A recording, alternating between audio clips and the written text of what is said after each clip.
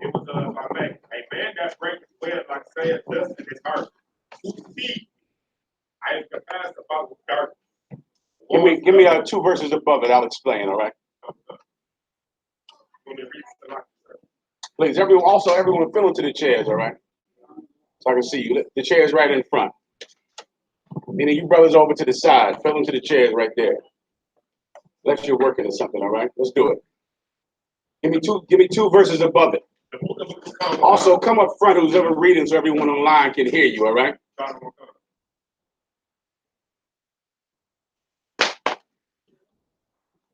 The book of Ecclesiastes, chapter 23, verse 16. Mm-hmm.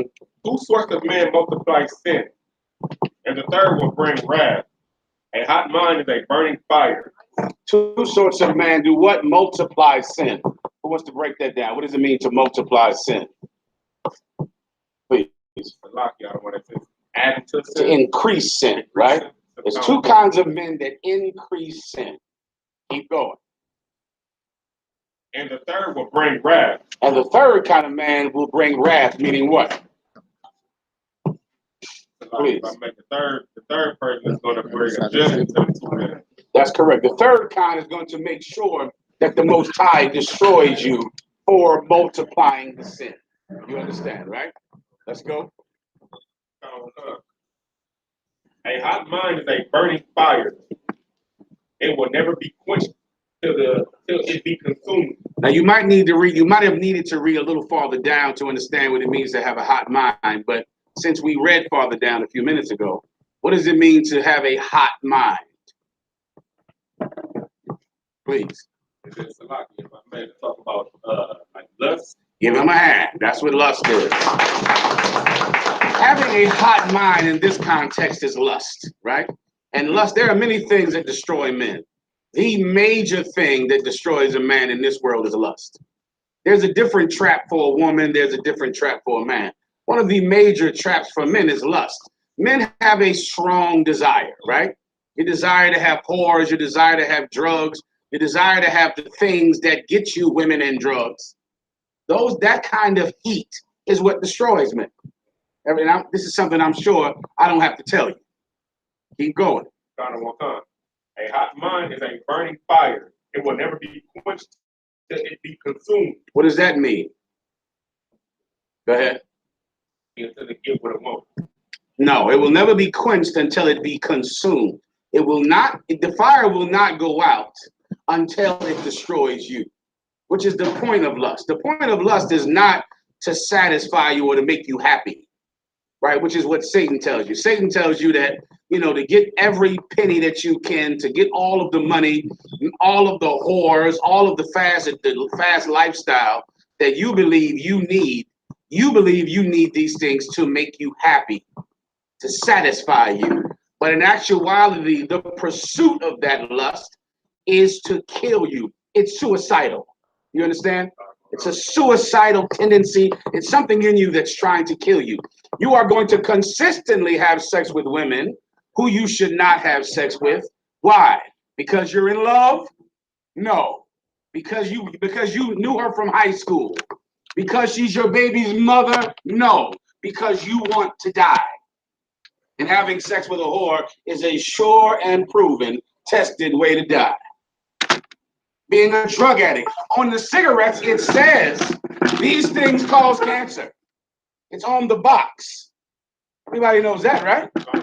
Lord, listen, you living here in Florida, I don't have to tell you what drug abuse has done to the Black and Hispanic community. Like when you want to get high and have a desire to get high, you have a desire to die.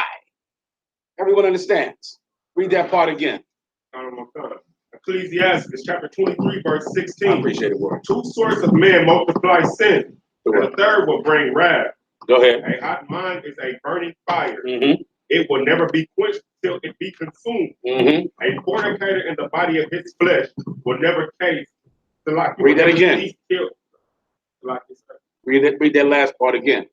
A fornicator in the body of his flesh will never cease till he have kindled a fire. Here we go. A fornicator in the body of his flesh will never cease until what?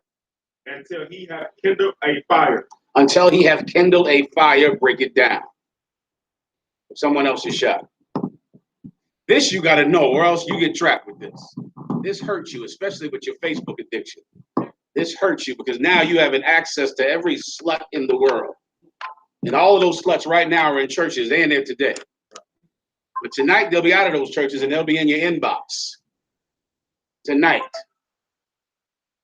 Who wants to answer the question up front? Give him a hand.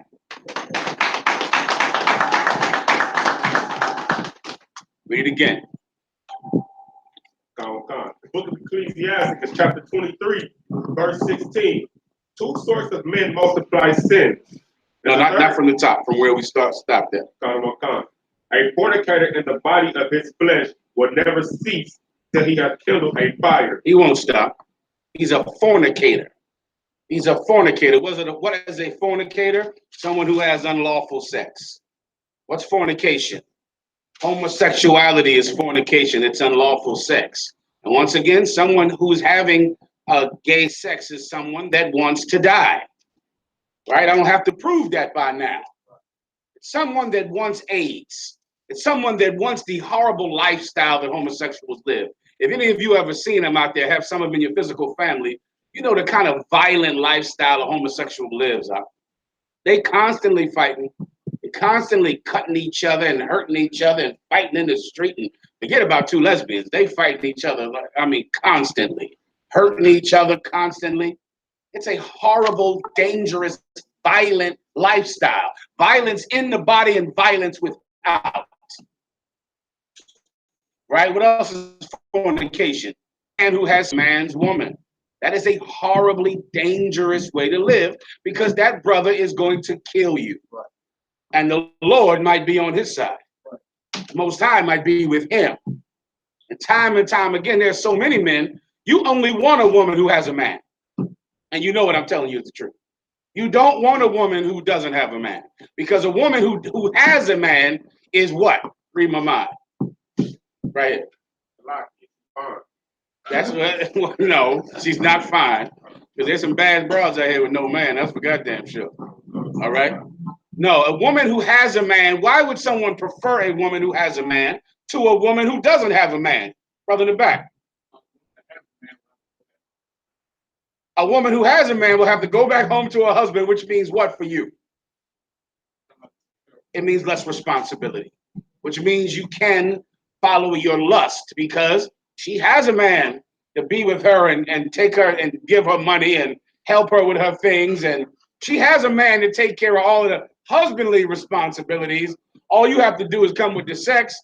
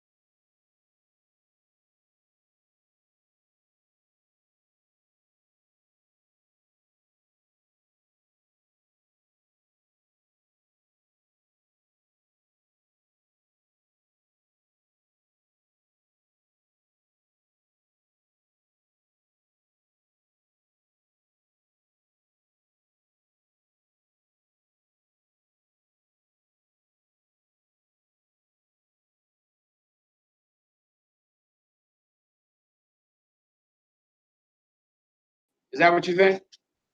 Here's the sad truth of it. You don't care. You don't care that you're not the only man she talks to.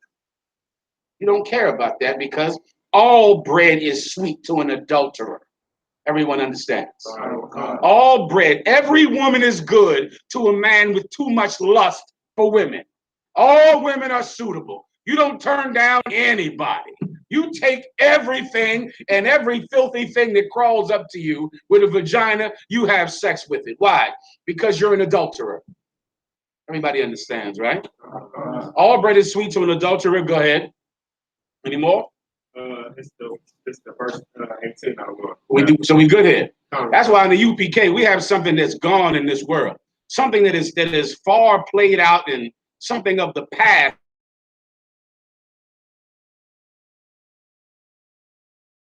The people in the world, the whole belief in marriage is gone in the Christian church. In the UPK, we believe in marriage. Marriage is how you know what bread you are allowed to eat. That's your bread. These are my women, they're mine. Marriage is how this woman knows who she will be had by for the rest of her life.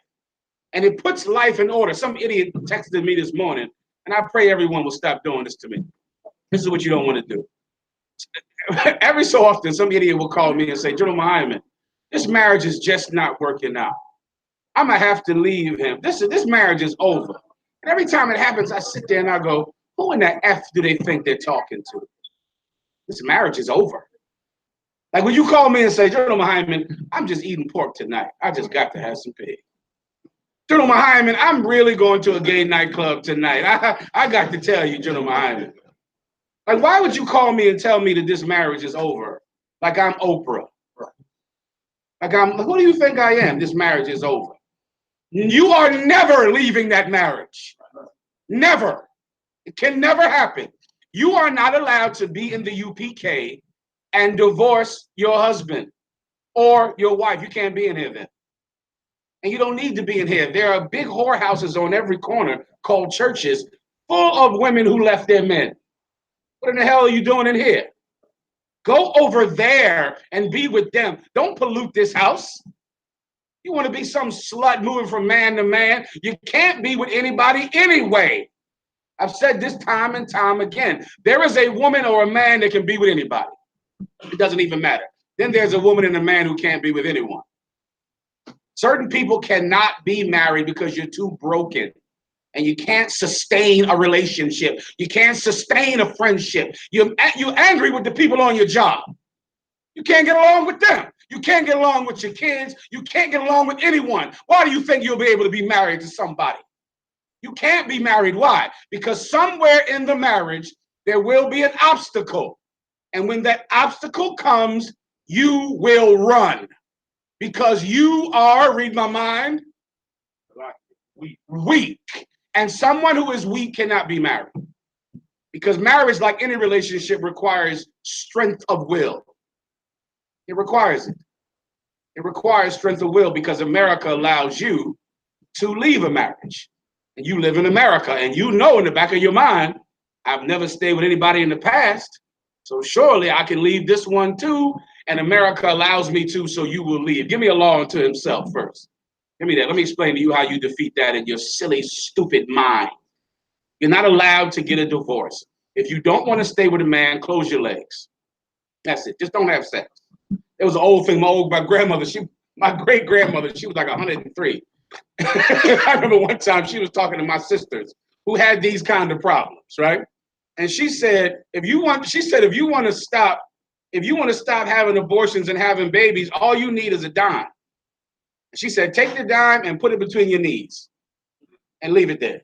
That's what she told my sisters. They didn't listen. Everybody understand? They didn't listen to my grandmother. All right, but my grandmother, that was wisdom. Take that penny, put it between your knees, problem solved. Just hold it there. And then you won't have man problems, abortion problems, venereal disease problems. So you never decide to not have sex. You're going to have sex. But you will decide the minute this brother doesn't come home, the minute he doesn't, the minute, God forbid, you find out he has another woman, then of course it's time to leave so you can go be a slut and a whore in the street forever. do that in church. You're not allowed to divorce in the UPK. I hope I'm making myself clear. That's right. And if you decide to divorce, don't call me about it. Go do it and get the hell out of here and get yourself a giant hat and a tambourine. Anything else? Give me my precept I asked for, please. In the back, the brother with the blue on. Romans chapter 2, verse 14. For when the Gentiles, which have not the law. Who is Paul? This is Paul. Remember, Paul went to go set up schools in Rome, Corinth, and Thessalonica, Greek-occupied lands, lands that were under Greek authority. The Greek rules were in place in those lands, and the Greeks allowed you to divorce. The Greeks allowed homosexuality. So, but now Paul is raising up the children of God in those lands and trying to separate them from the so-called freedom given to them under the white society. And that's what we're doing here in America. In America, you have so much freedom here that because you have this false freedom, it makes you weaker because you don't feel like you have to stay in a marriage. You have to give up drugs. You have to give up smoking weed. You don't feel like you have to, and it makes you weak. Paul was in the same situation as us, trying to turn Israelites who had been niggers and spics into the children of God. Keep going. For when the Gentiles, which have not the law, do by nature the things contained in the law. When the Gentiles which had not the law, what does that mean? We didn't grow up under the authority of priests who would cut our heads off if we left our husband, if we left our wife. We grew up in a society where more people divorced than they stayed together. So divorce seems more normal than marriage here. And I know you know what the hell I'm talking about. It seems more normal to it's over. It's over. You know, that's it. This is over. I mean, how many times have you said that in your life? What, since you were 13? We breaking up. Did you break up with so-and-so? Where's so-and-so at? We broke up. That's such a normal thing for you to say because you're an idiot and stupid and disgusting and you grew up in a horrible family. But now you're here. And this family has a higher standard. When the Jews who had not the law, we didn't grow up under the law of God. So when we keep the law by nature, what does that mean? When we keep the law by nature, who can break that down? Let's have it quickly up front, right here. You on to it. You on to it. Meaning we're a people who naturally, once we get the law, we'll keep it. We'll do it naturally because we are the people of the law. Our great-great-grandparents were the ones given the law. So once we get the law and we embrace the law, it becomes something that is so perfect to our life. What do I mean perfect to our life?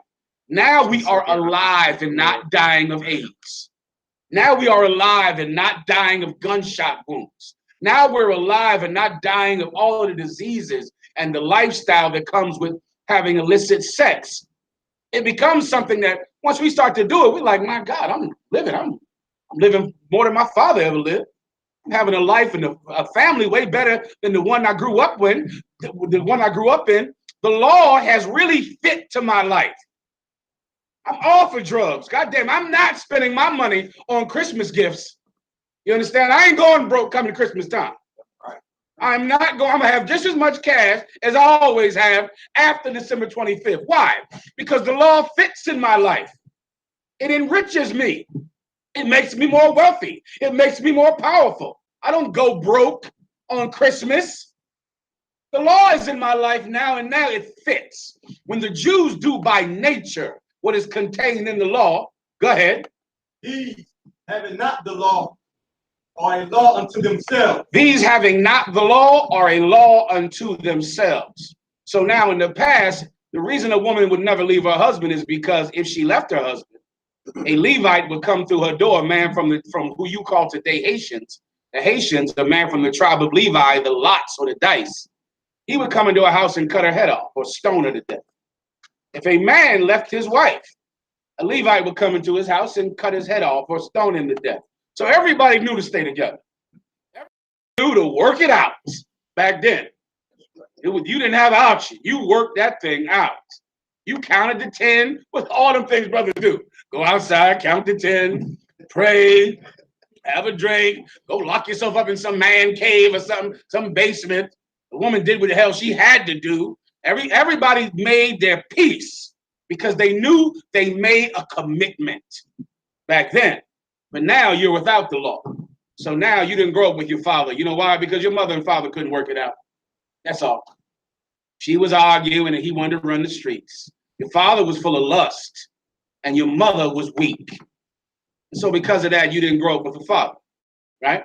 But when the Jews do by nature what is contained in the law, they become a law unto themselves. Break it down. I'm waiting. Is it speaking about when they said it became a law unto ourselves? Is it speaking on that we followed out and executed the laws when we penalized the laws? Say it one more time. When they said the laws became the laws unto ourselves, is it talking about that we executed the laws, when we penalized the laws? You on to it. You need to say it a little more eloquently. This is what it means. Even though we don't have police to enforce the law, we become the police who enforce the law.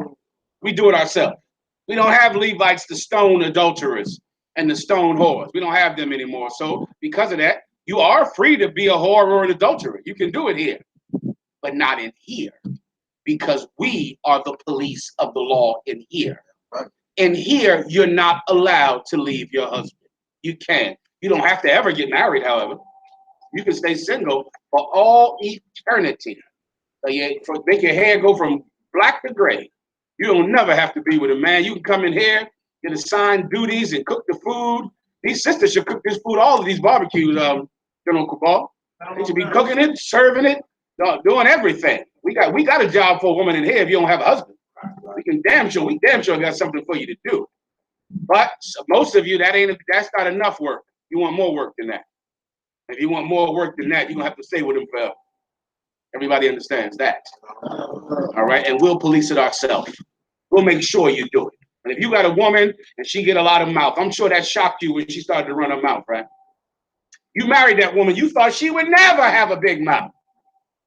I'm sure. The minute she started calling you names and throwing stuff at you, that blew your mind, because you have never seen a black woman to lose her temper ever, right? I think you knew that was going to happen when you married, right? You knew that she was going to have a ton of mouth and not want you out chasing women on Facebook. All right, put a lock on your phone. God damn, what's wrong with y'all? Lock your phone up. Your phone is easy to get into as an open street. Lock your phone. Take it in the shower. Get a waterproof phone. Take it in the goddamn shower with you. Do what you have to do. They got the phones now. You can put them underwater. You need an underwater phone. Put it in the tub with you. All right, where we at now? This on to the topic, and I'm going to ask if I may say, please, the fire 12. At 1. Please. It's Ecclesiastes 9:1, and it's touching on women. It says, "Be not jealous over the wife of thy bosom, and teach her not an evil lesson against thyself." I don't understand that scripture. Read it one more time. Ecclesiastes chapter 9, verse 1. Be not jealous over the wife of thy bosom. Be not. Let me break it down for time's sake. We're not here till 2. We're here till 1. Solid. Be not. Oh, Salaki. I apologize. You got to roll that one. Solid. All right. Be not jealous over the wife of thy bosom. For time's sake, I'll break it down for you. You cannot be willing to compromise everything to keep your wife, to make her happy, right? You can't be willing to do that. That's what it means to be jealous over the wife of thy bosom. What's your bosom? Your heart. This is the woman in your heart. So because you love her so much, when she tells you, I don't want you being in the UPK, I don't want you to be in that school, I don't want you joining that cult, I don't want you getting another woman. And because she's the wife of your bosom, you might say, okay, I'll do it. I won't join the UPK. You want Christmas? Okay, I'll give you Christmas. It's for the kids anyway. So I'll do it for them. Women, the love of a woman makes a good man compromise himself and become an evil man. Precept. I mean, it's really the Bible, is it not? Can I start with Adam? Can we go there first? Now, can we start with the first sin ever committed? A brother who wanted to make his wife happy. He wanted to make her happy. Huh? So he sinned, and that's how death got into this world. Adam. Then can we go to Solomon? We go there. Then we go to Samson. And can we go there? The love of an evil woman will make you compromise even what is righteous for her because you lust over her. You want her no matter what you have to do.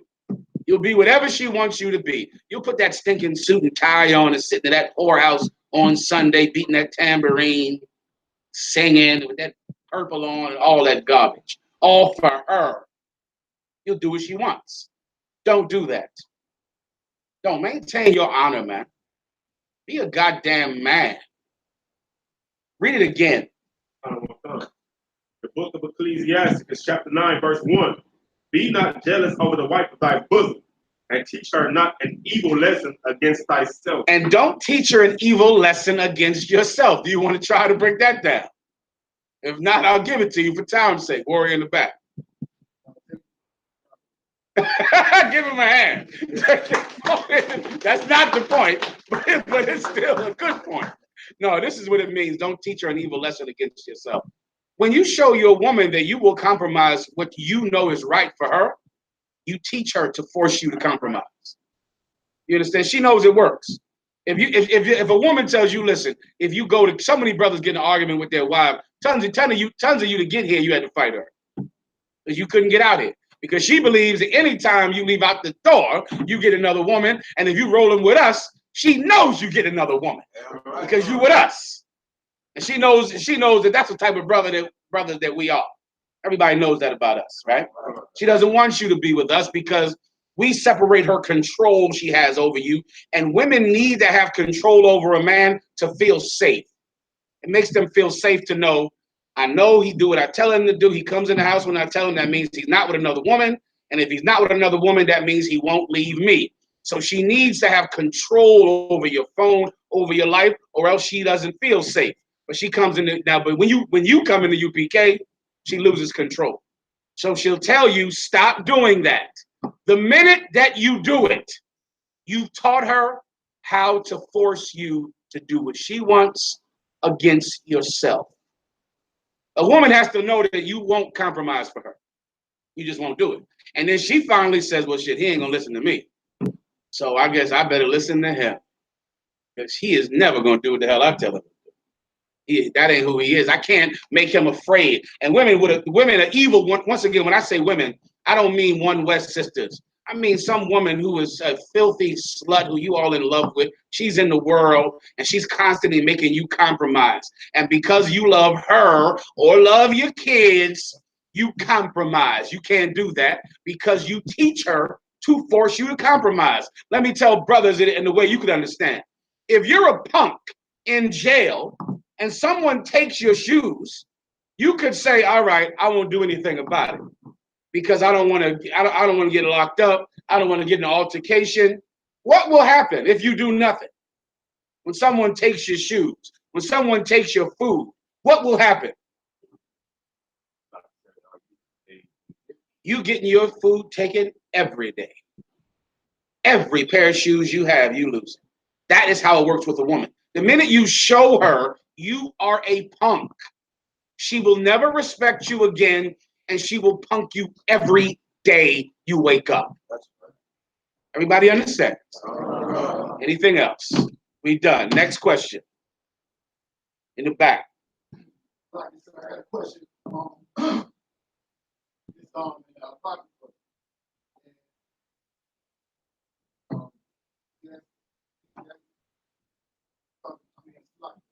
First Maccabees chapter 2, talking about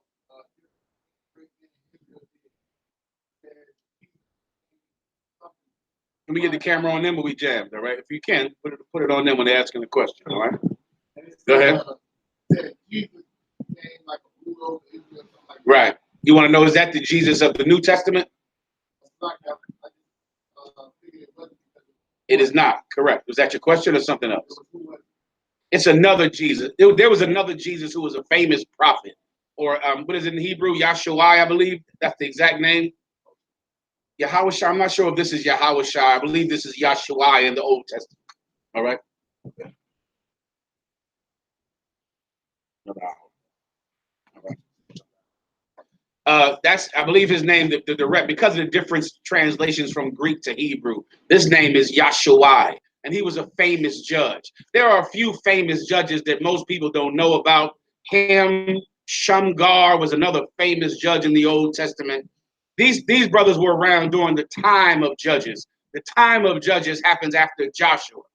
After Joshua, leading up to the Maccabees, that was the time of Judges, and there's a lot of famous ones. Some of them were famous back then, but their fame has diminished through the years. This one, Yahshua, he was a famous judge and did great works, and the works you're reading about were some of the things he did. You get my point? You can look it up in the Bible dictionary, all right? He was a judge over Israel, Yahshua, all right? Where are we at right now? Anything else? Questions? Right here. Ezekiel 37:24. Solid. Ezekiel 37 and 24. Let's go.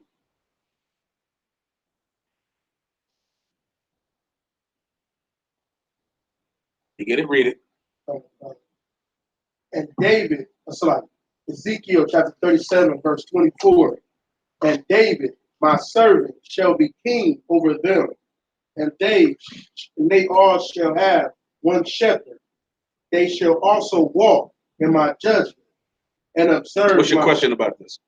People try to say that David is going to come back. That David is going to come back in the reincarnation? So the people that say this believe in the reincarnation. But they say it's like instead of Christ, David. Who says that? What was that, like, a group or something like that? I think it was, I'm not sure. Okay, yeah, I mean, that's a convoluted and twisted understanding. Usually that would not come from some Christian because they don't believe in reincarnation. How would David come back? Seeing that David is dead, that's what the Bible says. That's in the New Testament. He's in his sepulcher right to this day. If you want, you can pull that scripture where it speaks about David is dead in his sepulcher. Pull that. That's in the New Testament. But give me the precept to understand it. He sits on the throne of his father David is the precept you need to understand. You want to pull two precepts. One, where David to his day sits in the throne, is in the sepulcher.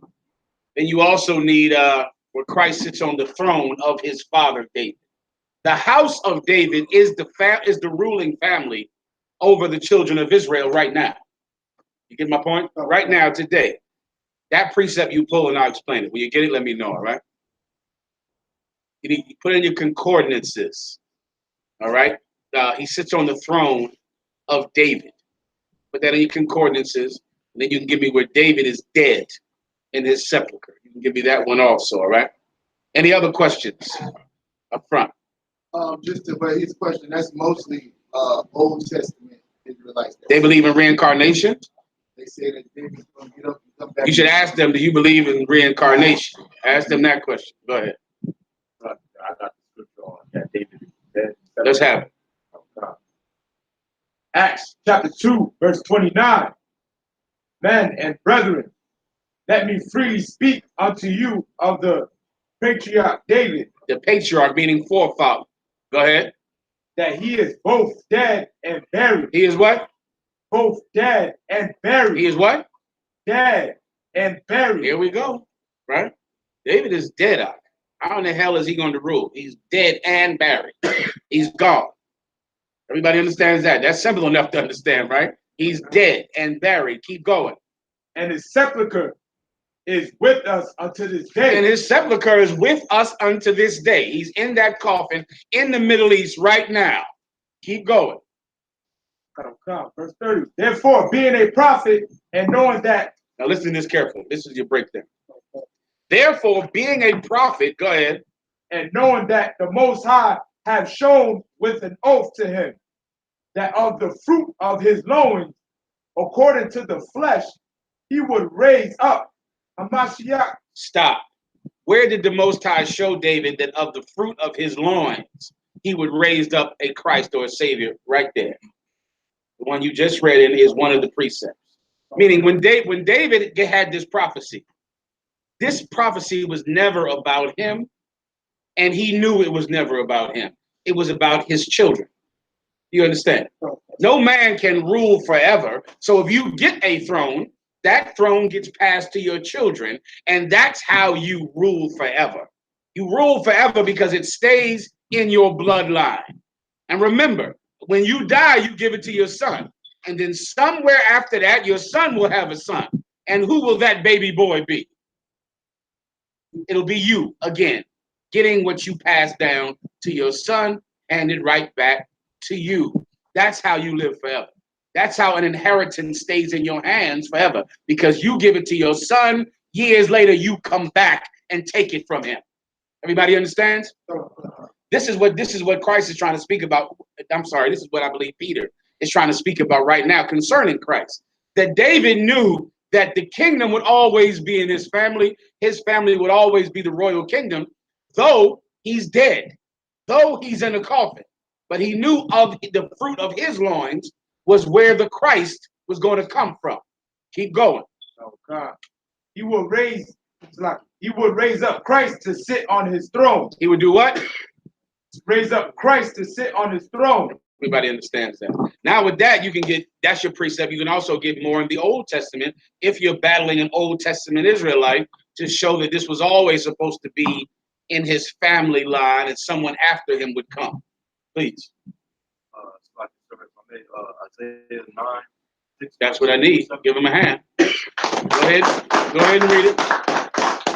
For unto us a child is born, unto us a son is given, and the government shall be upon his shoulder, and his name shall be called Wonderful, Counselor, the Mighty God, the Everlasting Father.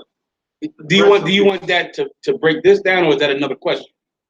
Do you understand that precept? Solid. You can definitely use that one then, all right? And give me another one, and I believe Isaiah 53. What do you have out? Psalm 89. That's another excellent one. Read it. Psalm 89.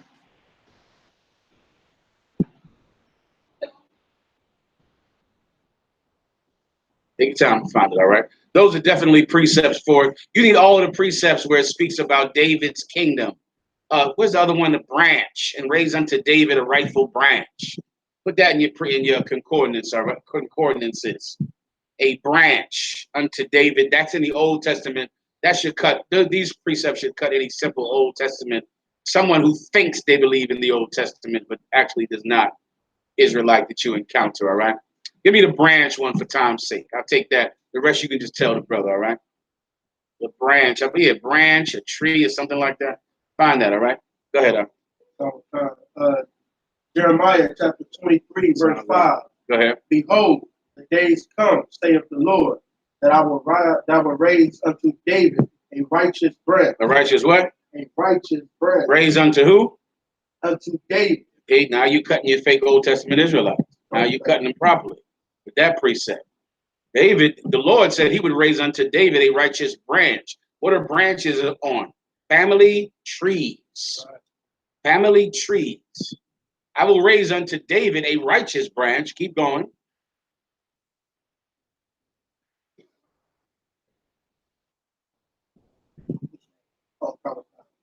And a king shall reign and prosper. And a what? And a king shall reign and prosper. Where does that king come from? The branch of David. It's right here. You cut him. Be done with him, all right? In the back. Where was that at again? It's Jeremiah 23 and 5. Jeremiah 23 and 5. Solid, all right? Any other questions? Just up front.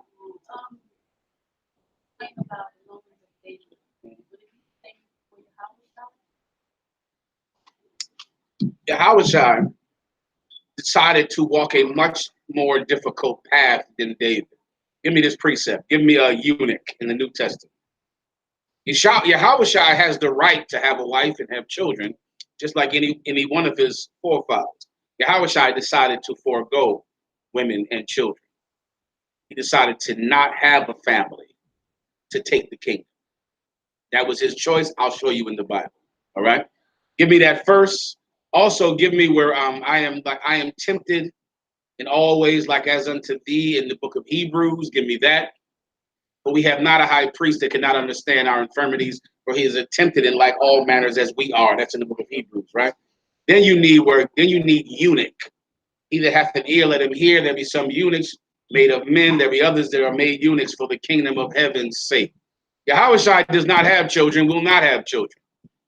He'll just rule forever. Forever. There'll only be one king over the nation of Israel, and that's Yahushua. Up until him, men have had children and had wives and had normal lives. He, in rebuilding this kingdom, decided he couldn't live like his forefathers. He had to do it in a much more serious way. All right? Precept. Matthew chapter 19, verse First, 12. give me the one I asked for about the tempted like as unto we are in the book of Hebrews. But we have not an high priest. Who has it? Read it, please. Let the brother right here read it. Go ahead. Hebrews chapter 4, verse 15. For we have not an high priest which cannot be touched with the feeling of our infirmities. We have Christ as our high priest, sis. And we have not a high priest that cannot be touched with the feeling of our infirmities. You know what a feeling is, right?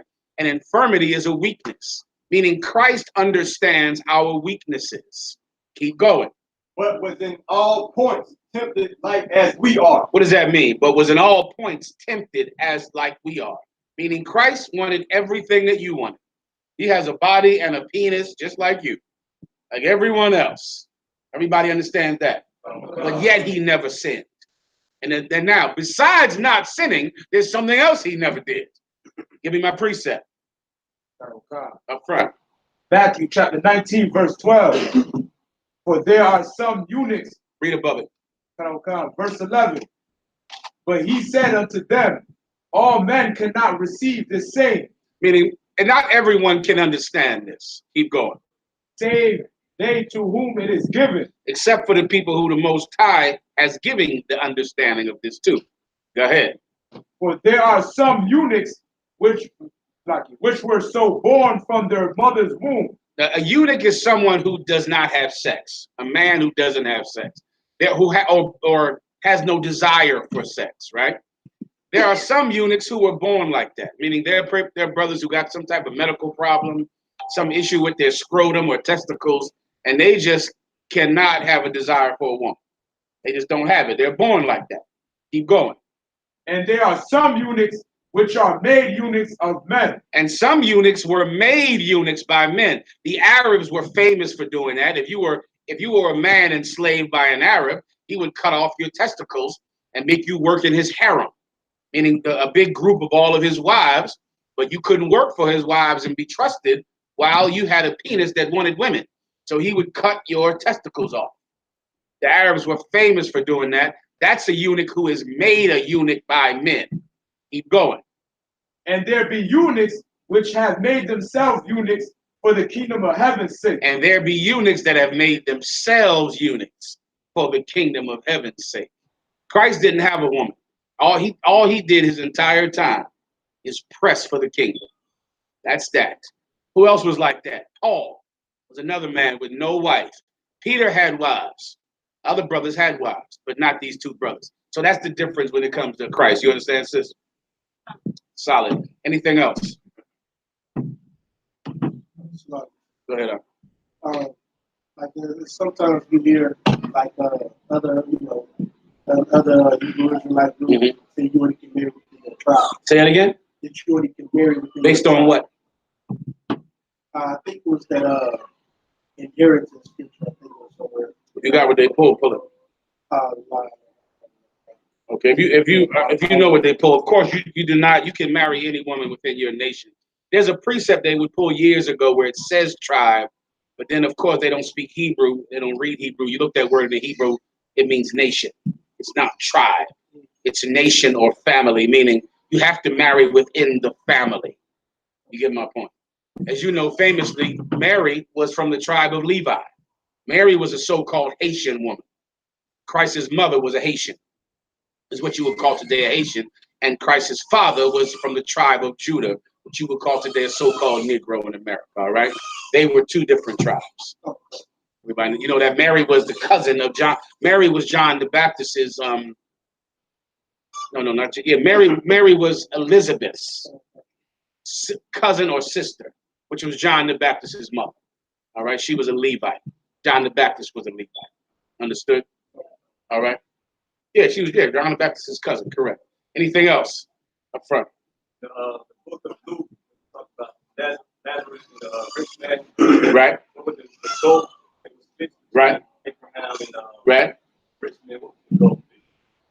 this is a good precept for this in the book of Isaiah. You're gonna look it up, right? Put this in your concordances. There is a great way fixed between us, which one cannot pass. Put fixed, a great way fixed between us, which one cannot pass. That's in the Old Testament. And I'll break that down for you once you find it. Send me one more time, Warrior, whoever had me up front, all right? Go ahead. When you get it, I'll break it down. Just look up great way fixed. Who else had anyone else have any other questions? Just in the back.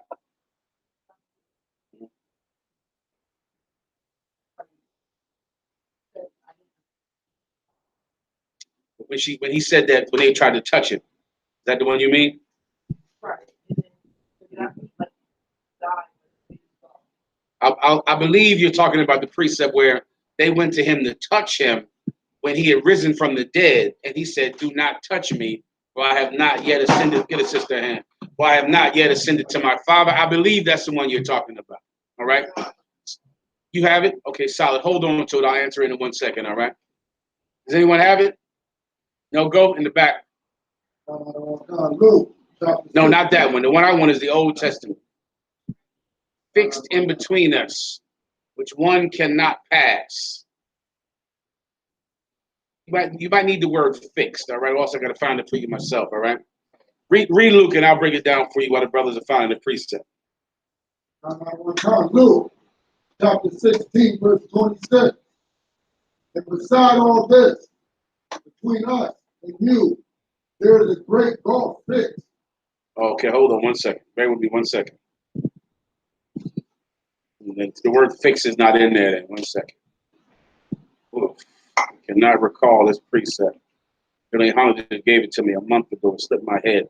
There's a precept for this in the Old Testament. It's in Isaiah, and it has very similar wording to let you understand that it's talking about the same thing. For time's sake, I'll give it to you. Lazarus, who was Lazarus in this parable? Who knows? Who knows the parable? You know the parable? Up front. Break it down. As far as just telling me a short summary of the parable of Lazarus. Lazarus was a beggar who laid outside of a rich man's gate every day, praying that this rich man would help him. The rich man never came out to help him. While he was there, dogs licked his wounds, right? Then finally, Lazarus died. But when Lazarus died, he went to a better life. And the rich man went to a worse life. In essence, they switched positions after they died. Now the rich man is poor and Lazarus is wealthy and in power. So when the rich man saw Lazarus wealthy and powerful, he then begged Lazarus to help him once the tables were turned. Then he wanted Lazarus to help him. And the Most High said that Lazarus can't come and help you because there is a distance so far between you two that you can't bridge it. That I just summed it up for you. The story about Lazarus in the New Testament is speaking about the wide distance between rich blacks and Hispanics and poor blacks and Hispanics. There is a tremendous gulf. A gulf is a ditch or a pit that no one can cross. Rich people cannot understand your plight. They can't feel for you, though they're your brothers and sisters. But their wealth has done what to them and you? Their wealth has done what? Separate is the right word. Because separated creates a what? A gulf. They're way over here living an entire differently existence, living a whole nother existence than you are. They can't understand being poor and suffering and dying. They're too separated from you. The story of Lazarus is about their separation. You get my point? That's the point, all right? And there's a perfect precept in the Old Testament. Maybe someone can call in who knows this precept. It's slipping my head right now. You remind me later. I'll put it on Facebook or post it up somewhere, all right? But there's a precept for this in the Old Testament. Solid? Was that your question or was it something else? That was just the gulf. The gulf is talking about the separation. You get my point, all right? Anything else? Right here. Precept Isaiah 59:2. Let me hear it. But your iniquities have separated between you and your God, and your sins have No, hid. that's not. That's a good one for something else. But that's not this precept, all right? I'll have to find it for you, okay? When I'm not in class, I'll get a chance to go through my notes and get it for you, all right? Questions? Let's have them. Anything else? All right. Oh, I'm sorry, the sister's question. Where's your precept at, sis?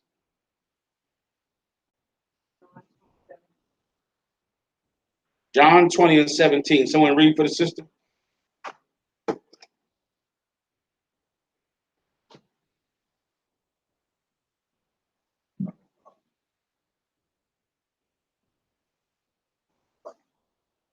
Go ahead, Art.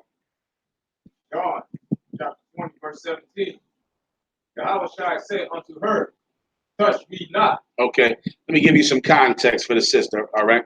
This is after Christ rose from the dead. You know, he was in that sepulcher dead for 3 days. On the third day, he rose from the dead. Everybody understands, right? But he hadn't went to the Most High yet. He just got out of the burial shroud he was wrapped in. He took it off and got up and started walking around, all right? But he had not went to the Father yet. Everybody understands? So now this is Mary Magdalene. Mary Magdalene, or Mariam in the Hebrew, was the first person to see him after he rose from the dead, because she was the one that daily would go to that sepulcher and wash him. Remember, a dead body will start to stink after a while. Mary, brother, that was a hardcore sister. And she let her be an example for every sister today. You can't be a big-hatted slut in here like you can in the Christian church. You can't be a whore in a head wrap. This sister Mary, brother, Miriam, he's dead. He ain't alive. All he's going to do is just stink and turn the bones. But every day she goes there and washes him to try to keep back the death, the stink of death. Washes him every day. She is caring for a dead body more than you can get your wife to care for you alive. Right. She was doing that for a dead body. And because of that, when she went one morning to clean him, the stone was removed and he was gone. And there were 2 angels outside of the cave that told her, fear not, because he had risen from the dead. He was no longer dead. And then when she left the sepulcher, after she talked to the angels, she saw him. Everybody understands? Keep going.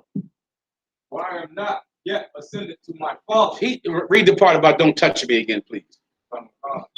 Yahweh shall say unto her, touch me not. Don't touch me. Go ahead. For I am not yet ascended to my Father. Meaning the body that he was in right now was not the brand new body that he was going to get. He was still in the body with the wounds in his hands and the piercing in his side. How do you know that also, officers? Because he went to see the disciples, and Thomas said, show me thy wounds. And he showed Thomas the wounds in his wrists and the wound in his side. So he was not in a brand new body. You know this from the book of Thessalonians. Even we, when we are ascended into the heavens to meet Christ in the air, each one of us gets a brand new body. So whatever diabetes and high blood pressure and ailments you got right now, you make it to the chariots here and those things are gone. You're going to get a brand new body. Christ received a brand new body. How do you know when he got his brand new body? Because when John saw him, what did he look like? His hair was completely white like wool. His eyes are red. And he was taller than anybody else on the planet. You know that from what? From the Apocrypha. When they saw him and they said, who is this who stands above all of the rest? Christ was taller than all of the people that he was putting crowns on their heads. He was the tallest of all of them, and he had red eyes and white hair. He got his new body by then. But when Mary saw him, he was in that regular old body that the Romans stabbed. You understand? It was a decayable body, a body that was not strong, a body you might touch it and the flesh come off. So Mary couldn't touch him because he had not yet went to the Father and received his new body. Do you understand? Also, your precept is when he went before the Father as a lamb slain. He came before the Most High. He came in that body that looked like a lamb that had been cut with wounds all over it. Come on. I mean height. He's put, remember, because it's in the book of 2nd Ezra if you need it. Pull it, all right? Who is he putting crowns upon their heads? He's putting crowns on their heads, and the man is watching him, and he's taller than everybody, and he's putting crowns on their heads. It's height. He did not have amazing height when he was on the earth. He did not look special at all. He looked like anybody else. But after he got his new body, oh, he was powerful then to look at in that day. You understand? Put your hand up in the back. You had your hand up, go ahead. No, I'm not. I'm not talking about spiritual, because this is something that Ezra saw. You understand? Ezra is looking at his height, not examining his character. Ezra is watch. It's a vision, so he's seeing it. You understand? Go ahead and read it. 2nd Ezra chapter 2, verse 43. And in the midst of them, there was a young man of a high stature, taller than all the rest. Man, this is a vision. He can't see his character, right? He's looking at his height. In the middle of them, there was a young man. Go ahead. Of a high stature. Of a high stature. He was tall. Go ahead. Taller than all the rest. Taller than all the rest. It's a vision. It can't be spiritual because it's something you got to see. You get my point. You can't see a man's character until you see his work.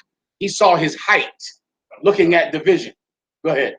And upon every one of their heads he set crowns. That's also visual. Upon every one of their heads, he's sitting a crown. Keep going. And was more exalted, which I marveled at greatly. Meaning he was more exalted than the people who were receiving crowns. He was greater than them, and they were kings. And he was greater than them because he is the Lord of Lords and the King of Kings. Keep going. You get the point. That's your precept, all right? That's a brand new body he got right there. That's with the red eyes and the hair like wool, completely white. He was striking to look at after he got his new body. His old body was just another cat. That's it.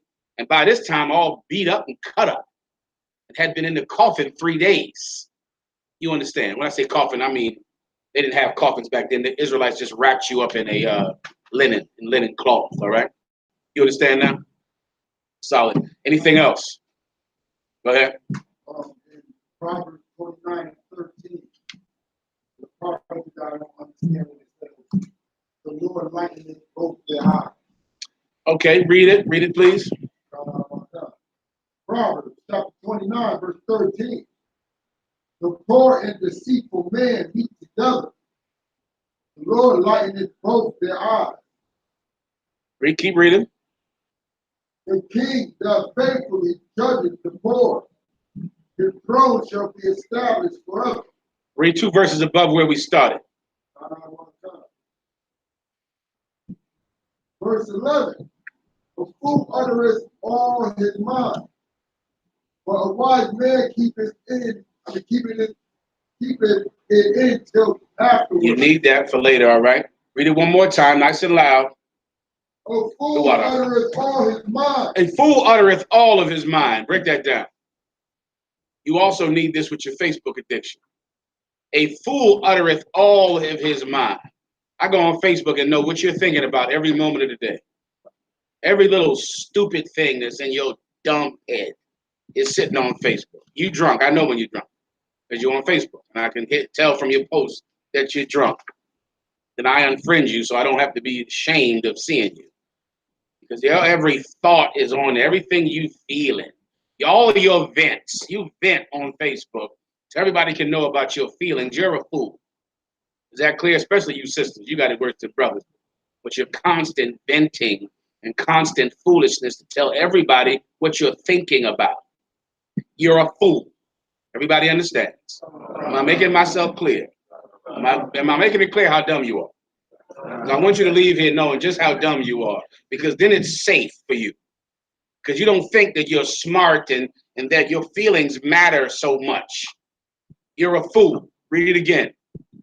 A fool uttereth all his mind. A fool uttereth all of his mind. There are things in your mind you shouldn't say. Everybody gets that, right?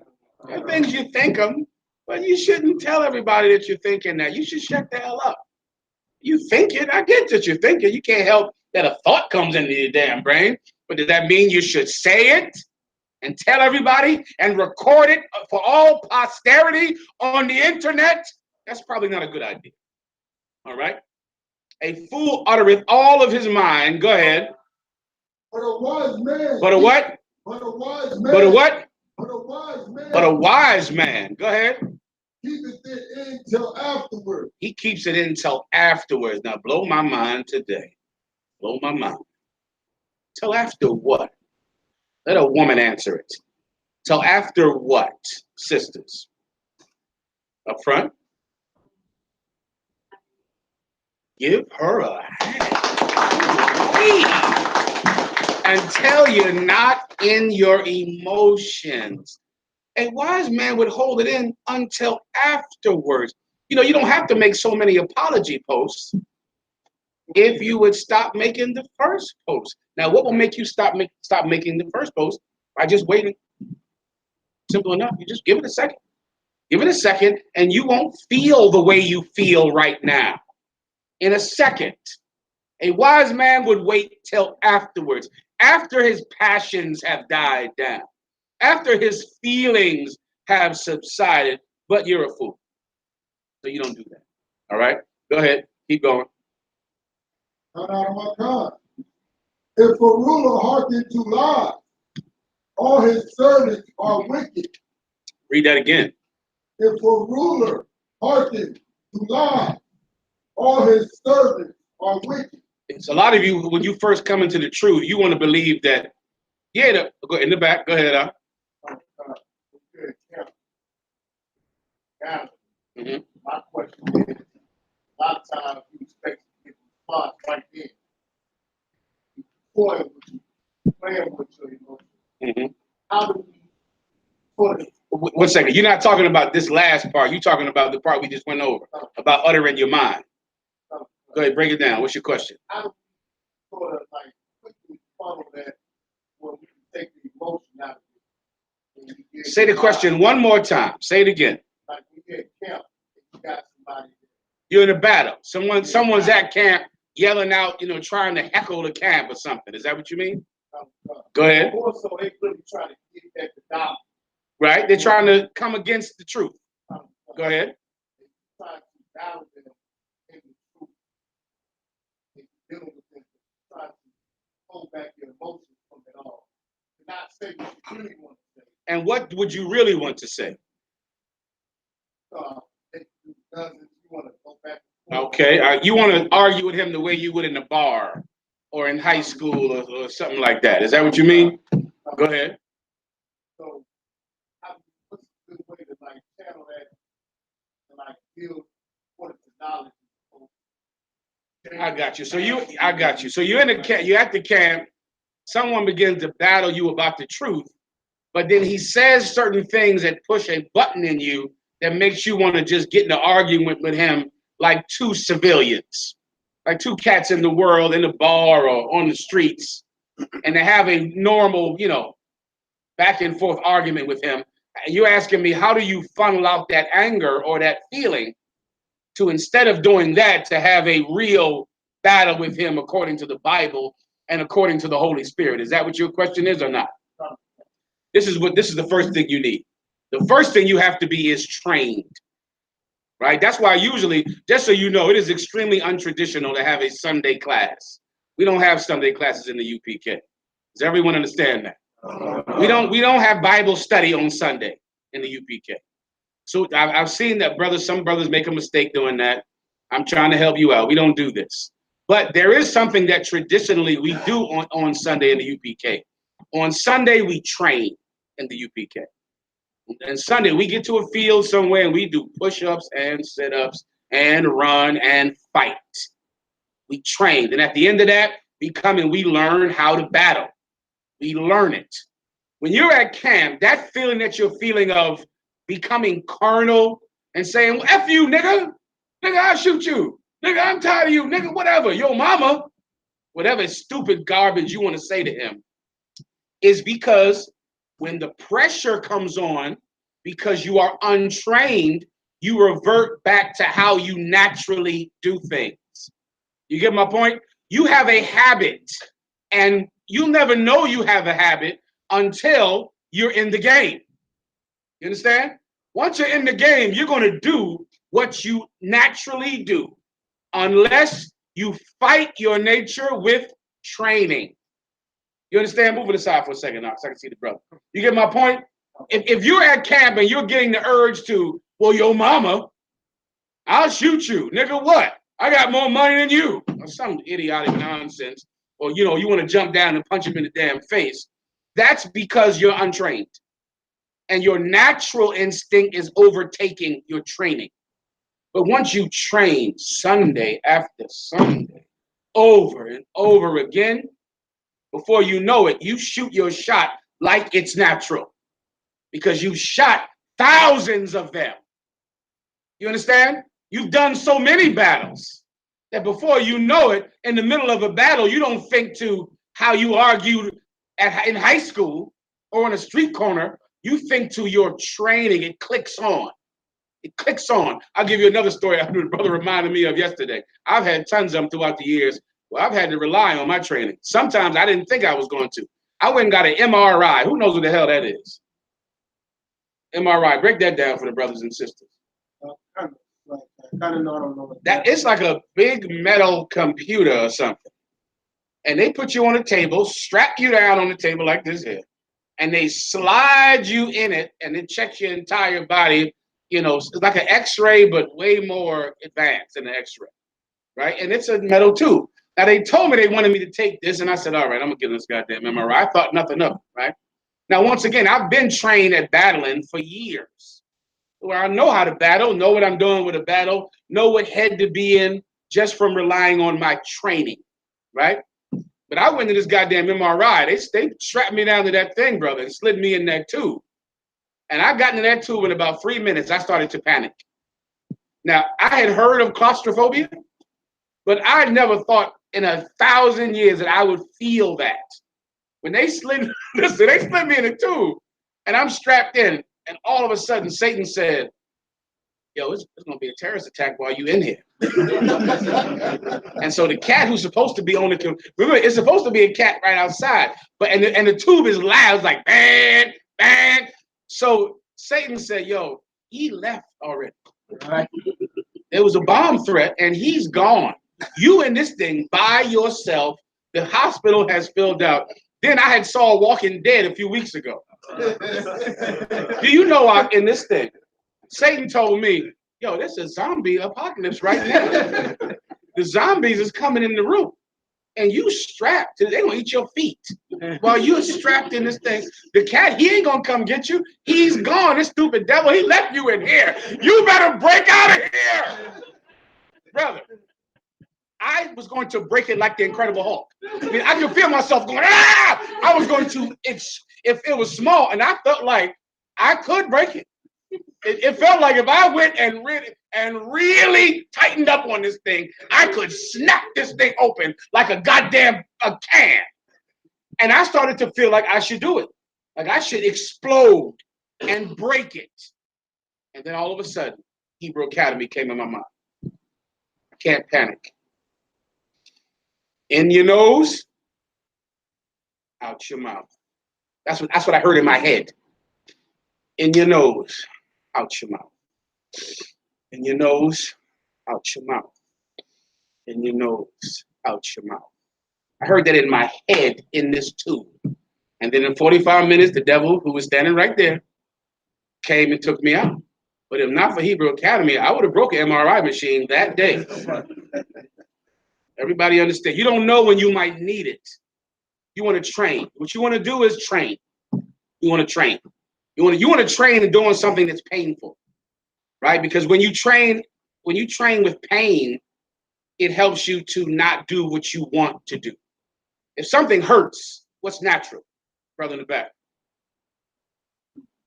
To do the opposite. But when you train and you do something that hurts and you keep doing it, then you train yourself to do what you want to do, not what your body tells you to do, not what your tongue tells you to do, not what your panic tells you to do. You understand? All you need is training out. You just keep training. Keep training, keep training, keep training. Don't wait till camp to train. Train on Sundays. Everybody understand, all right? Next question. Sis up front. I have a question on chapter 31.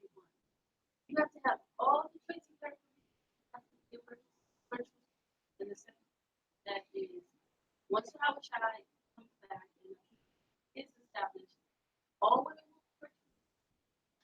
It doesn't quite work like that.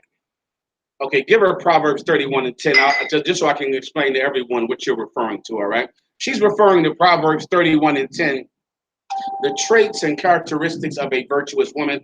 Let's read a couple, all right? Whoever has it, you can get it. Proverbs chapter 31, verse 10. Who can find a virtuous woman? For her price is far above rubies. Everybody understands that, right? A virtuous woman, she's the most valuable thing that any man could have. She's your greatest resource. If you have a virtuous woman, you have something that's worth far more than money. You understand? It's the greatest human resource you could have, to have a virtuous woman. Keep going. Verse 11. The heart of her husband doth safely trust in her, so that he shall have no need of spoil. If you need me to break this down, tell me. If not, I'm just going to read it down. All right, keep going. Verse 12. She will do him good and not evil all the days of her life. Verse 13. She seeketh wool and flax and worketh willingly with her hands. Verse 14. She is like the merchant ship. She bringeth her food from afar. You see this? She's hardcore. You see this, sis, right? So now the sister, you're going to keep going down. She's going to take care of this brother, take care of the man, do everything, work with her hands, go out and purchase a field, examine the field to make sure it's a good field. She's intelligent and resourceful and, swift. She's just amazing, right? The sister's question is, do you have to have all of these attributes, or can you just have some of them? And if you have some of them, can you still be a virtuous woman? Is that what you mean? Now, let me ask you a question. When it comes to a man, can a man just have some attributes of courageousness and manliness, or does he have to have all of them? He has to have all. It's simpler to understand it like that when you switch it to a man, right? Because you don't want a man who's just he's manly sometimes, just a little manly, not all the way manly. He's manly, but not quite manly. Here's what you want to remember when it comes to this scripture in the Proverbs 31, when it comes to a woman. This is who you should be. You understand? Which means you should work to be like that. Does that mean that now, if you're not like that right now, you shouldn't just say, oh, well, I'm not like that, I can't do it. You should do the same thing that these men have to do. When these men come into the truth, they're not how they should be. I wasn't how I should have been. You've got to work towards it. You've got to look at what you should be and aspire to it and work towards it. And don't count yourself finished if you haven't completed it. You understand? Don't quit before you win. Give me the precept where Paul said that. Paul said, we run a race like he that wanted to win. We ain't running this race to end up second. I know you're not. I would assume you're not in here trying to be, third, trying to be second. I would assume everyone in here wants to win, or else what in the hell are you doing in here? You could be in church right now with the music and the band and the whole goddamn thing, and making your mama happy. What in the hell are you doing in here if you don't have ambitions of perfection? There's only one reason to be here: if you have ambition to be perfect. So Proverbs 31 is who you should be. If you're not there now, you come to class until you get there. You learn to get there. Precept. Come as you are. That's the precept for what I just told her, all right? Someone find that. What do you have in the back? Please. 1 Corinthians chapter 9, verse 24. Know ye not that they which run in a race run all, but one receiveth the prize? You see a big marathon. It's thousands of people running, but only one person is going to be the winner. Keep going. So run that ye may obtain. So you run to what? Just be one of the runners? Is that what you want? Just to be a sister who, likes the truth? Damn that. You better get into this to be better than Proverbs 31. That's what you should be doing. That's what every brother should be doing. You should be looking at the Bible like, man, I'm exceeding all of that. I'm getting a crown. I want land and virgins and rulership, and I want my enemies' lives in my hand. I want it. I want it bad enough to do what I have to do to get it. You got to want it bad enough to do what you have to do to get it. You understand, right? Give me come as you are. Fair enough. So where do you begin? You're not there yet. Like most brothers are not there yet. You're striving for it. Like I told the warrior in the back, you got to train. You got to train. Sisters have to train. You got to train your mind and your discipline. And a woman has to train to fight her goddamn emotions and her selfishness, which sometimes can be so strong that she can't defeat it, which is once again why Eve listened to that demon. Why she did it, because her desire for gain and for power and glory became so heavy that she brought sin into the world. A woman has to train also. She has to train her mind. It becomes a lot easier if you have a man to train your mind, but having a man to train your mind is still not going to negate your part. None of it will be able to be possible without you saying, I'm winning. I'm going to do it. I'm not how I should be, but I will not allow myself to be less than I should be. If you don't go there, you're going to lose. You'll just be just another woman who tried but didn't do it. And there's a lot of them. You understand? But a virtuous woman, there's not a lot of her. She's rare. All right? Where's the scripture I asked for? Come as you are, the New Testament. Or come as ye are. When you get it, let me know, all right? Any other questions? Right here. I had a question on Deuteronomy chapter 27, verse 8. Solid. Deuteronomy 27:8. Solid. Deuteronomy 23:8. Let's go. Deuteronomy chapter 1 second. Give him a second for the come as you are so I can get off of this topic. Anyone else? You have it? It's come here. Come as you are. I think that's the exact wording of it. Come as you are.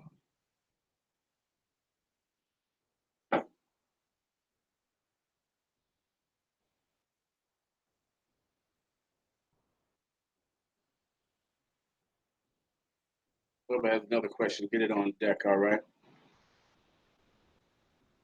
Go ahead, Al. Matthew 11, verse 28. Come unto me, all ye that labor and are heavy laden. Come as ye are. That's a different one. That's strong, but not this topic. I'll find it for you, okay?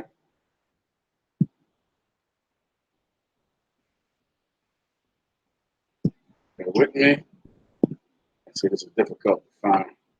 Hold on.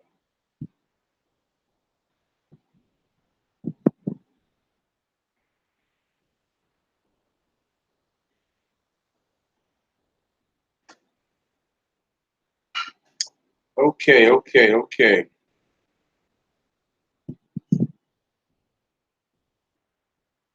Okay, hold on. Let me give you a second. Give me a second. All right, I don't have time. I'll show it to you next time, all right, in a couple of minutes. Give me this precept first, all right? Go ahead. God.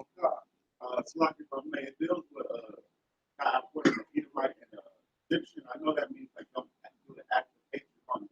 And the point that I'll get that is when it gets to verse 8, it says, the children that are begotten of them shall enter. Can they hear him online? Make sure they can hear him. He seems low. Does the camera have to be on him or not? Deuteronomy chapter 23, verse 8. The children that are begotten of them shall enter into the congregation of the Lord in their third generation. Okay, go up above it so I can understand what we're talking about. Verse 7. Thou shalt not abhor an Edomite. You know what that's speaking about, correct? Abhorring the Edomite is speaking about to treat them hatefully, meaning to stab them and kill them and shoot them and fly airplanes into buildings trying to kill white people, or becoming a suicide bomber, or shoot, or being what's the things that white people do all the time? Mass shooter, a high school shooter. You can't commit a crime on a white man because he's a white man. You're only allowed to harm anyone of any race based on self-defense, all right? Which the UPK believes in. You understand? Keep going. For he is thy brother. Why? He's speaking about what? Jacob and Esau being brothers. So you don't want to go and just kill him. You can't do that. Why? Because he is from Esau, and you can't harm an Edomite without revenge being taken on you 7 times. That's in the Bible. If you need the precept, you got to see me afterwards. All right, keep going. Thou shalt not abhor Egyptian. You get that? Remember, we were in Egypt for all those hundreds of years. You can't kill an Egyptian because he's an Egyptian. Israelites, we don't start race wars. You understand? We don't do that. We don't harm, Egyptians or Africans or harm white people. We don't harm anyone at all. We are completely lawful. You understand?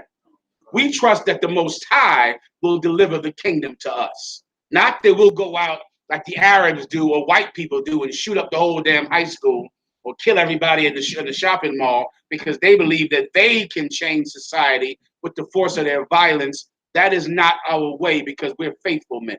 And we believe that if we get off of smoking weed and stop being whores and sluts and stop being drug addicts and drug dealers, that the Most High will give us the kingdom. Everybody understands? Keep going. Because thou was a stranger in his land. You get that? Keep going. Speaking about when we were in Egypt. Keep going. Verse 8. The children that are begotten of them shall enter into the congregation of the Lord in their 3rd generation. What is that speaking about? Who knows? For time's sake, come on in the back.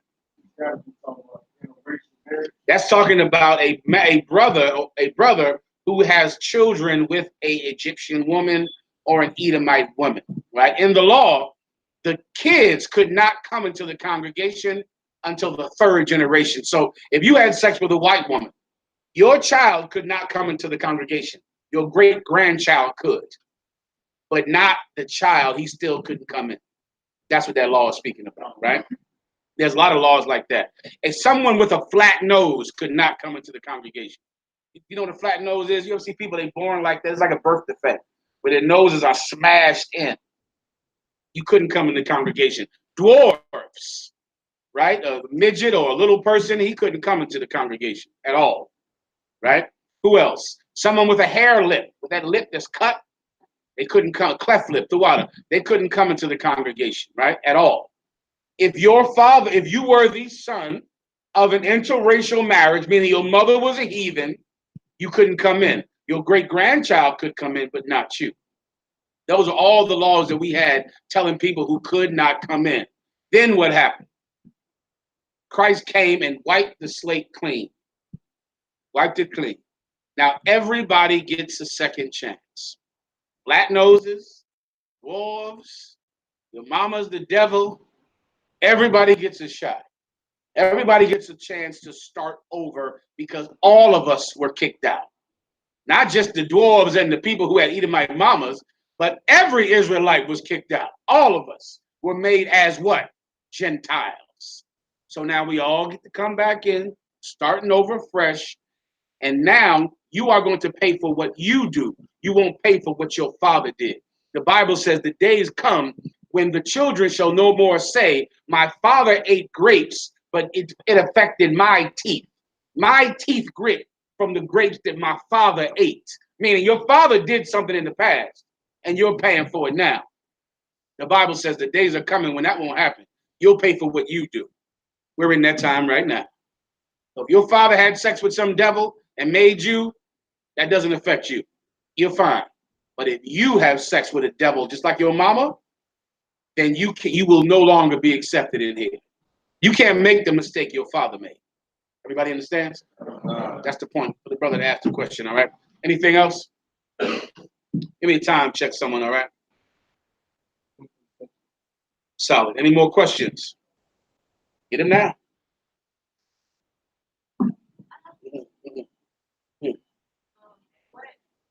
If you're you have a daughter, your daughter is 18, 17, right, and you're still telling her what to stop telling your daughter what to do with a husband, and if you have a son, at what point stop telling him what to do because he's a man. Okay, the Bible says this, give me while there is hope when it comes to a child. That's in the Old Testament. Give me while there is hope and give me bow her neck, right? there is a short amount of time. When you're young, you don't think it's going to be short, but you really don't have a lot of years to force a child to do anything.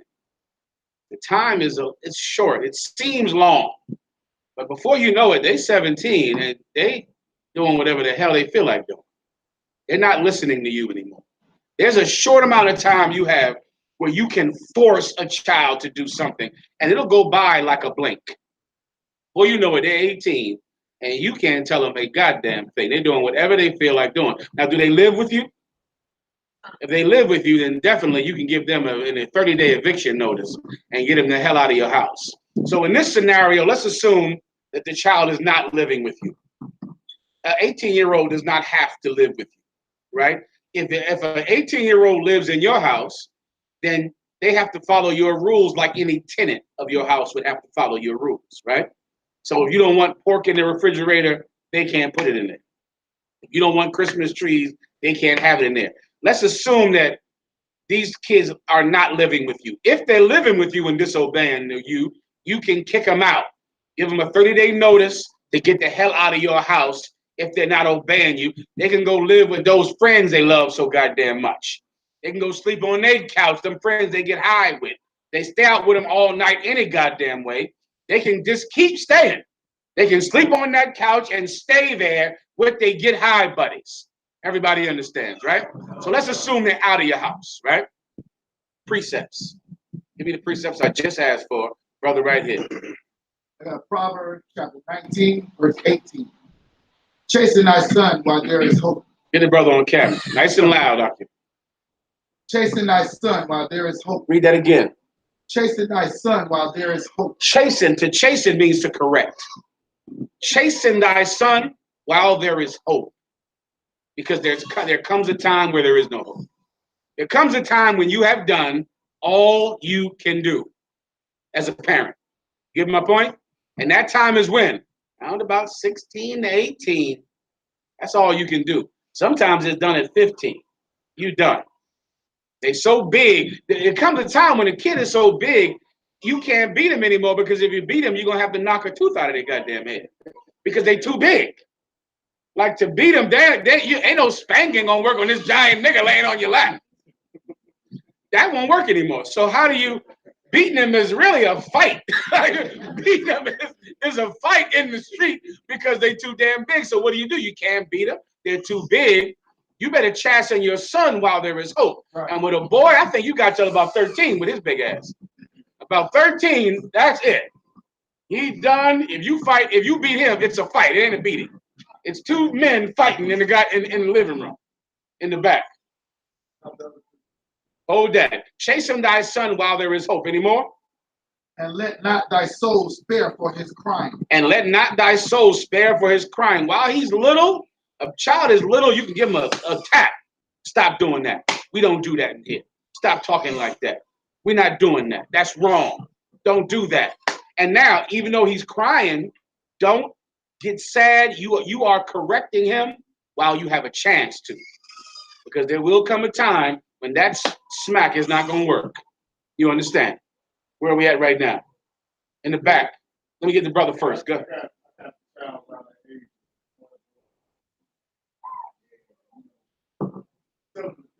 Sometimes I feel like you don't understand what I'm saying.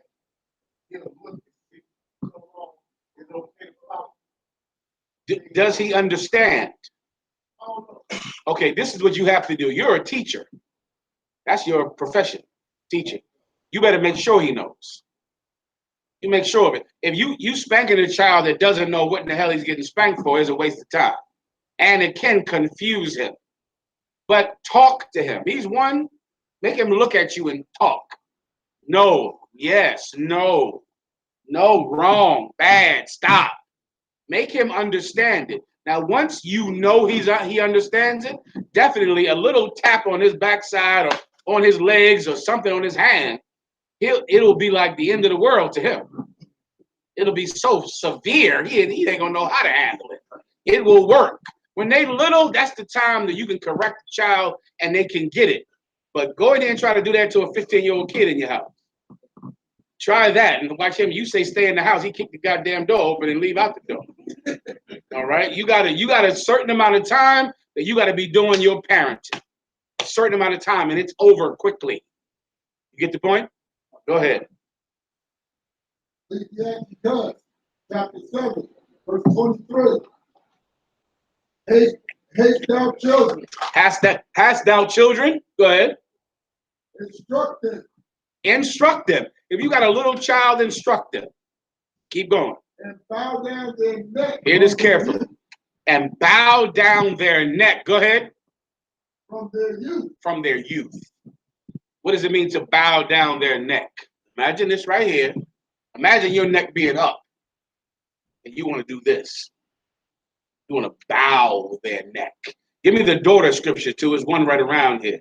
If thou hast a daughter, bow their neck from their youth. You have got to work on a child when they're young to make them humble, to make them obey while they're young. Read. Hast thou daughter. If you have a daughter, keep going. Have a care of their body. If you have a daughter, have a care of her body. Break that down.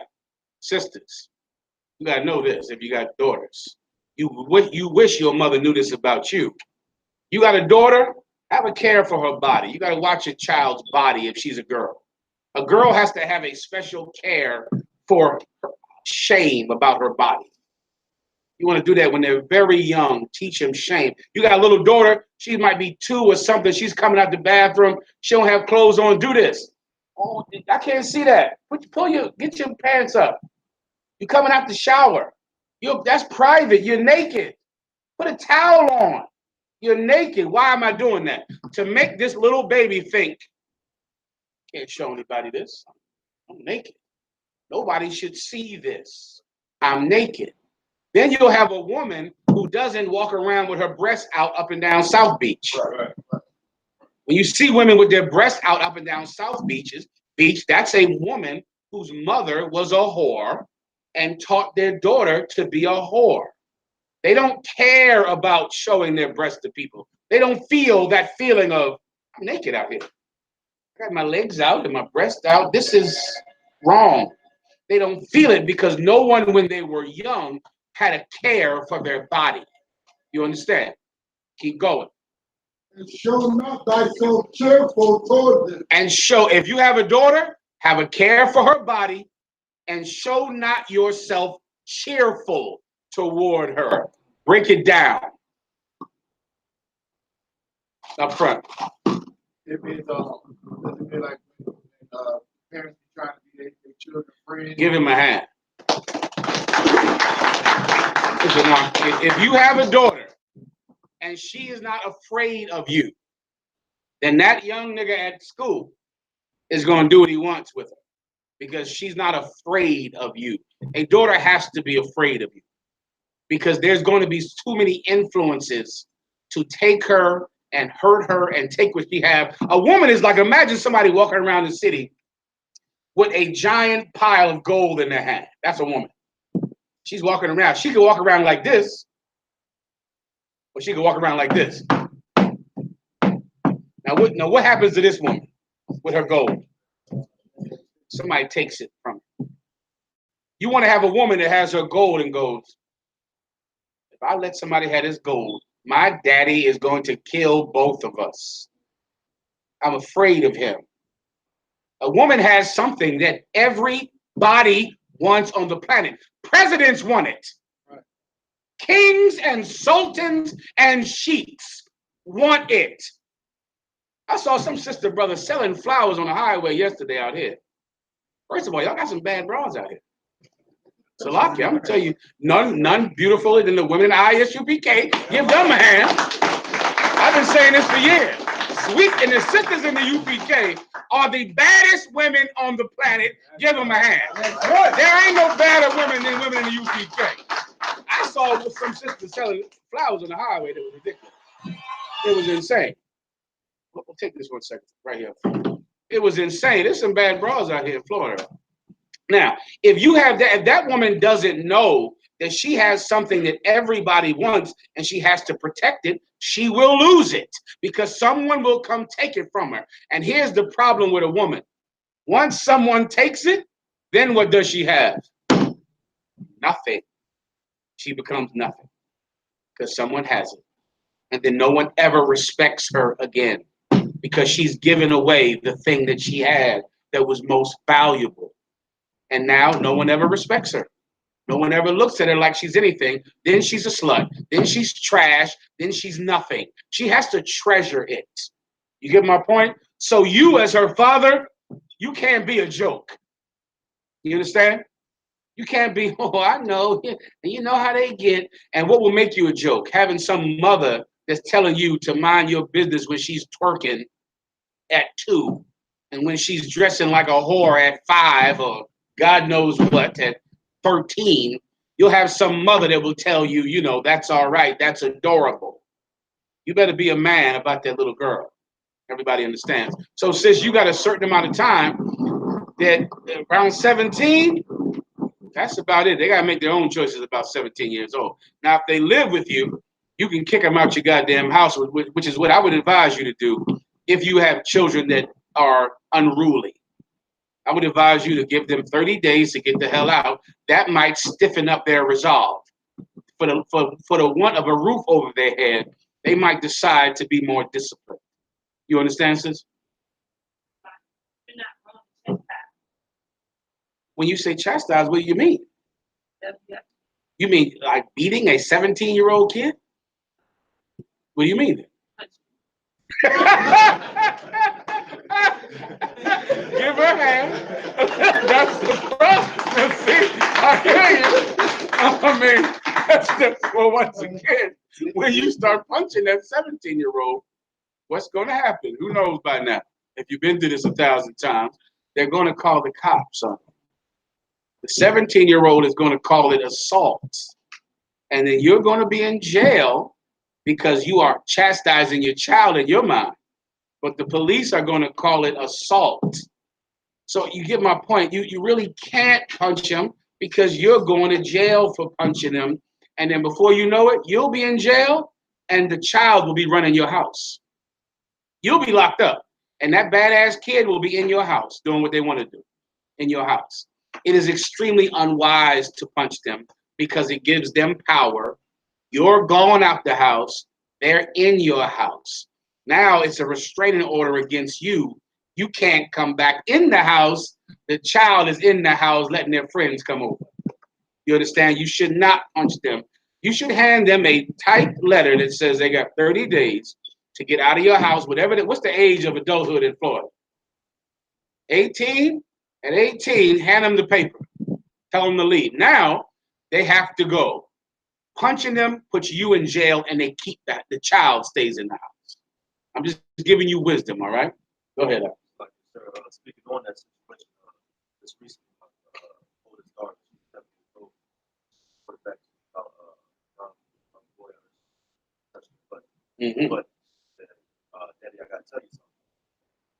Go ahead. She's like, boy, touch my butt.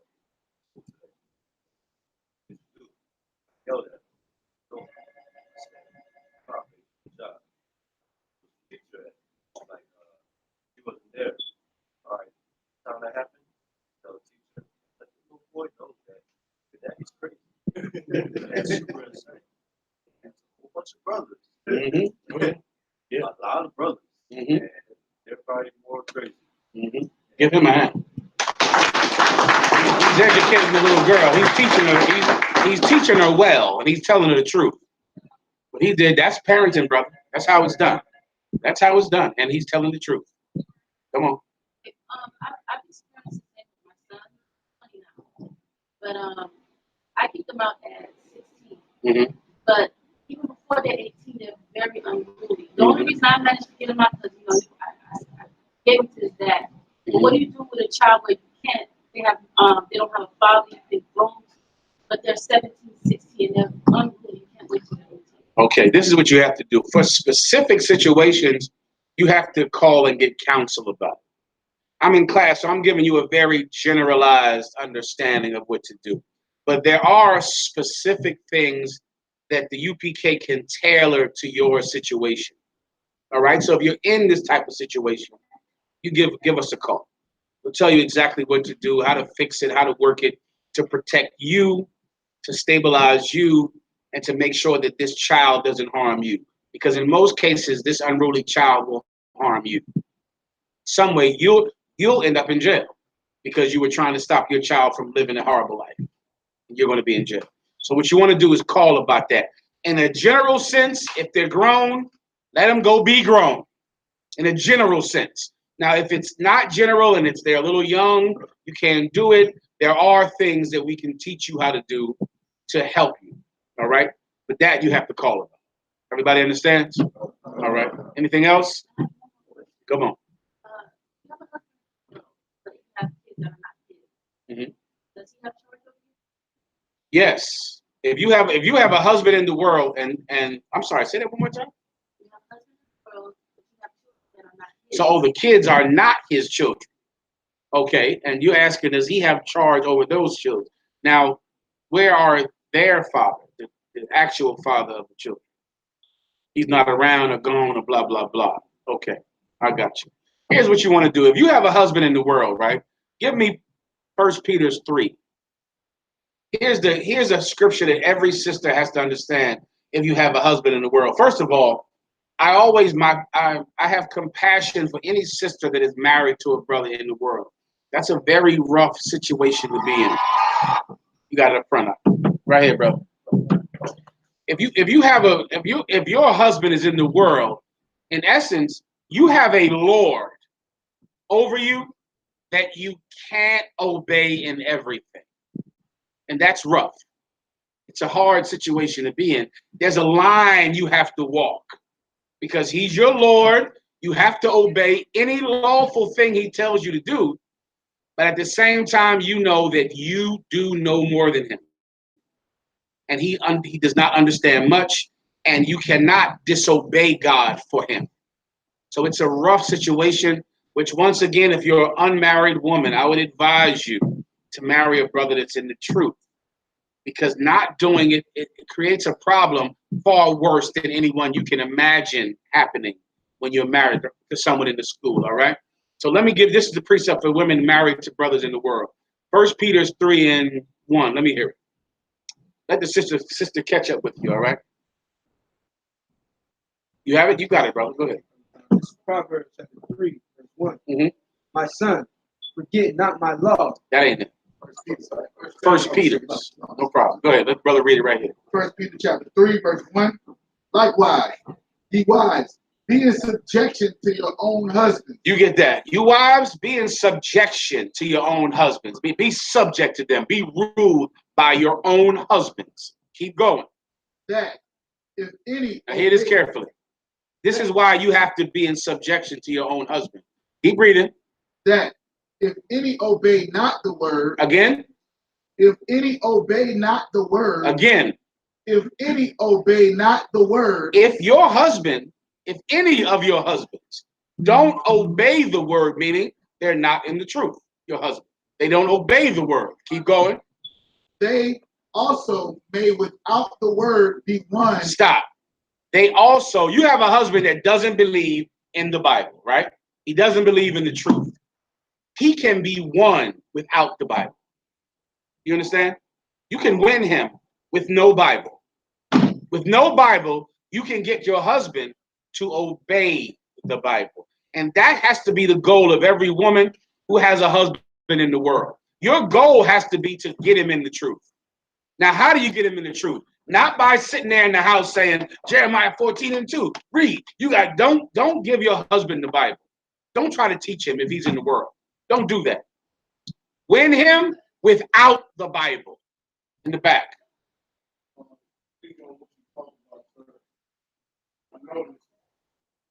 I got to speak plain on it. Sometimes you got sisters come in and they have husbands in the world. Right. And then they want to use no counsel Mm-hmm. to try to keep up authority. All the time. Mm-hmm. Like, if you perceive that, how do you How do you go about that? Meaning, okay, for time's sake, you think that you're counseling a sister, but you believe she's using your counsel to belittle her husband, who's in the world. What I would do is talk to him. If I think that a sister is using my counsel to not uplift her husband, but belittle him, then I'd get on the phone with him and I'd say, brother, I care about you. Your wife is amazing, and I know she's amazing because of you. And I want you. You are who I care about. This sister is doing something you don't like, brother, then you tell me. You can always call me up. Because no woman in the UPK, imagine the UPK since 1969, we've been here fighting for the lives of black men. Imagine us becoming some church that just empowers women over men. That ain't happening in here. If I thought a brother thought that about me, I'd get him on the phone. I'd tell him. Everybody understands. All right? Come on. It's like, I guess, all that term called the color of the law. Mm-hmm. Where it's like they operate in the law, but it ain't really by the law. It's like the color of the law. Okay. And like our system would say, so he's telling me to do this, do that. And I know I can't do it. So what do I do in this situation? So should you use that situation? Okay, is the thing he's asking her to do unlawful? It'll be unlawful. If it's unlawful, she can't do it. But then she'll use that situation To? to usurp authority over him. Okay, meaning when you say usurp authority, do you mean, okay, he wants her to make him a pepperoni pizza, which she cannot do. She cannot. If a woman is not allowed to break the law for her husband, that's in the Bible. You understand? If her husband wants her to buy him an 8-ball of cocaine, she can't do it. You understand? If her husband wants her to get involved in a credit card scam, she can't do it. If her husband wants her to have a threesome, to smoke weed, she cannot do it. She has to say no. And it's your job to tell her. Now, what's your point though after that though? I'm missing it. To you, so he wants me to have a threesome. I said no. Now what? So give me the real life one then. And if I could, they ain't extreme. You understand? I ain't saying them for nothing. That's what Jake in the world will ask a woman to do. Keep going.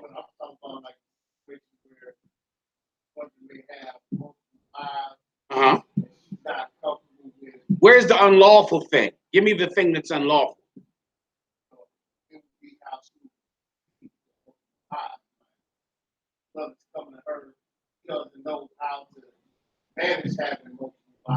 Okay, give me the unlawful thing that he's doing or wants. Well, I guess it would be lawful. It would be his lack of wisdom. What's the thing that he does with his lack of wisdom? Maybe he doesn't understand how that's okay, so meaning he's giving more money to one than he is the other. Mismatch. So he has a lack of wisdom, but that's not unlawful. You get my point. If your husband is simple, that ain't breaking a law. He's just simple. He just doesn't know how to handle it. Go ahead.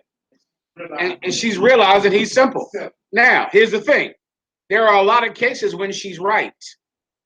Right? There are a great many cases when I would wish that the brother would let his wife handle that because he doesn't have the head for that. You understand? And his wife does. And if he would listen to my counsel, he would let her handle the bills because this brother can't handle the bills. He'll spend the money on video games. He'll spend the money on alcohol.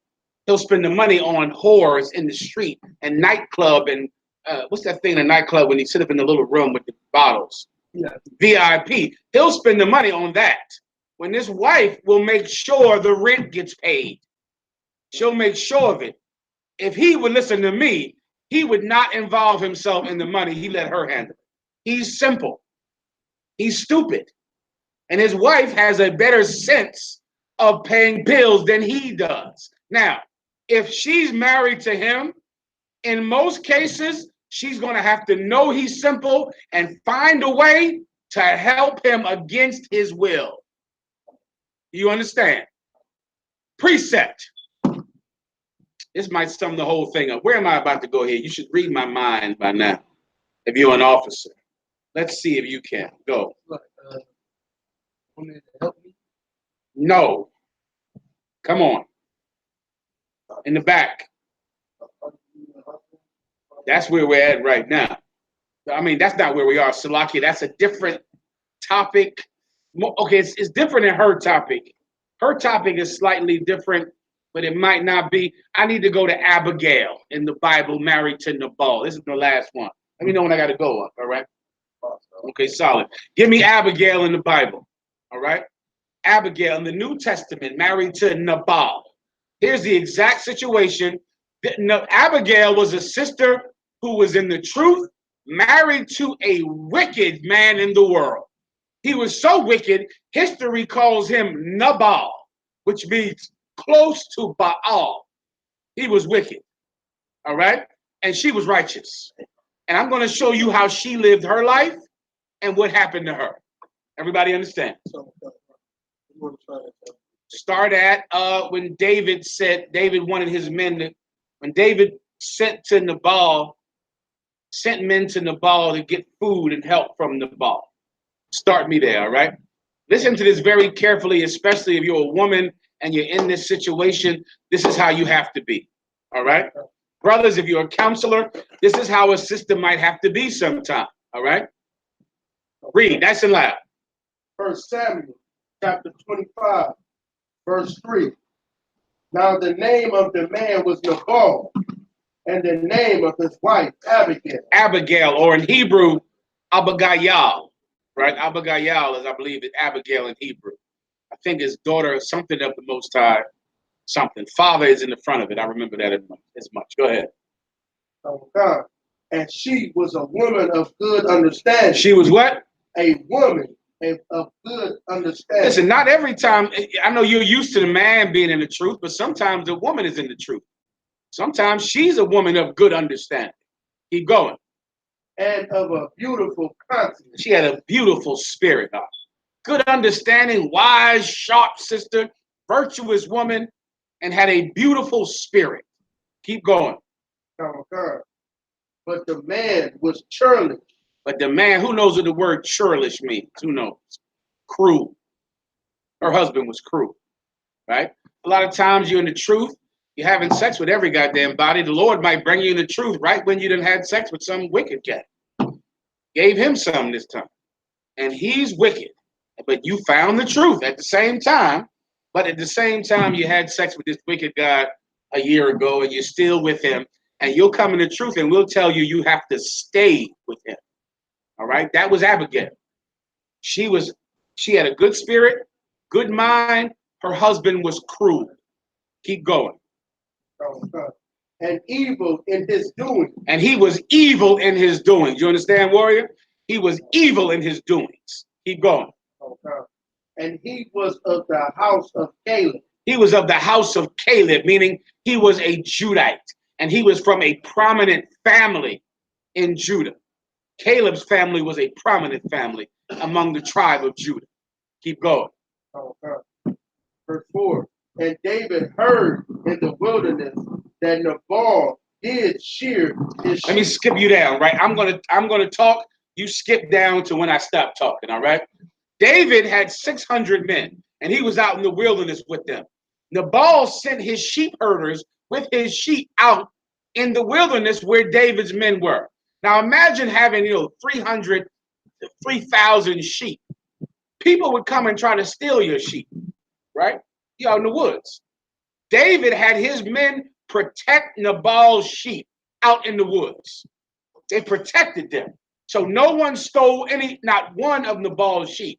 Nabal's men left, and they knew that David and his 600 men protected them from thieves out in the wilderness.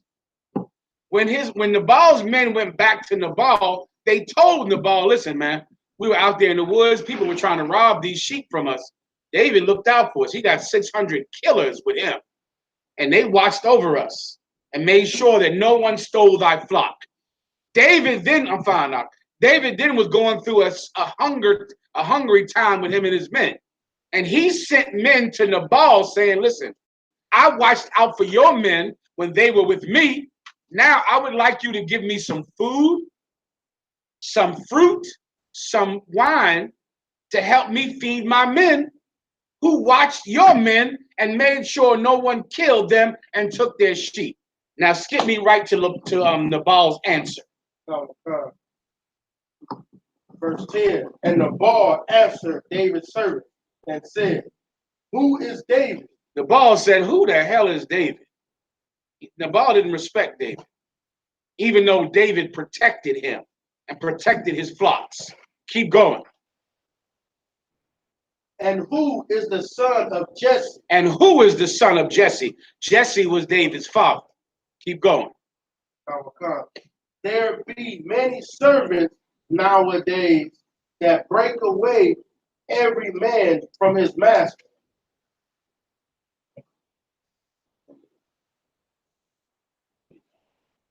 What happened? What David is, what the ball is trying to say is, David needs to go obey King Saul. He's breaking away from King Saul. I don't respect David. David is nothing to me. I don't give a damn that he helped me and helped my men. I'm not giving him a goddamn penny. That's what Nabal said. Now skip me to when David got the news. So David's men, skip me to when Abigail heard about what happened. Stay with me in the story, all right? So Nabal rejected David's men and cursed David's men out.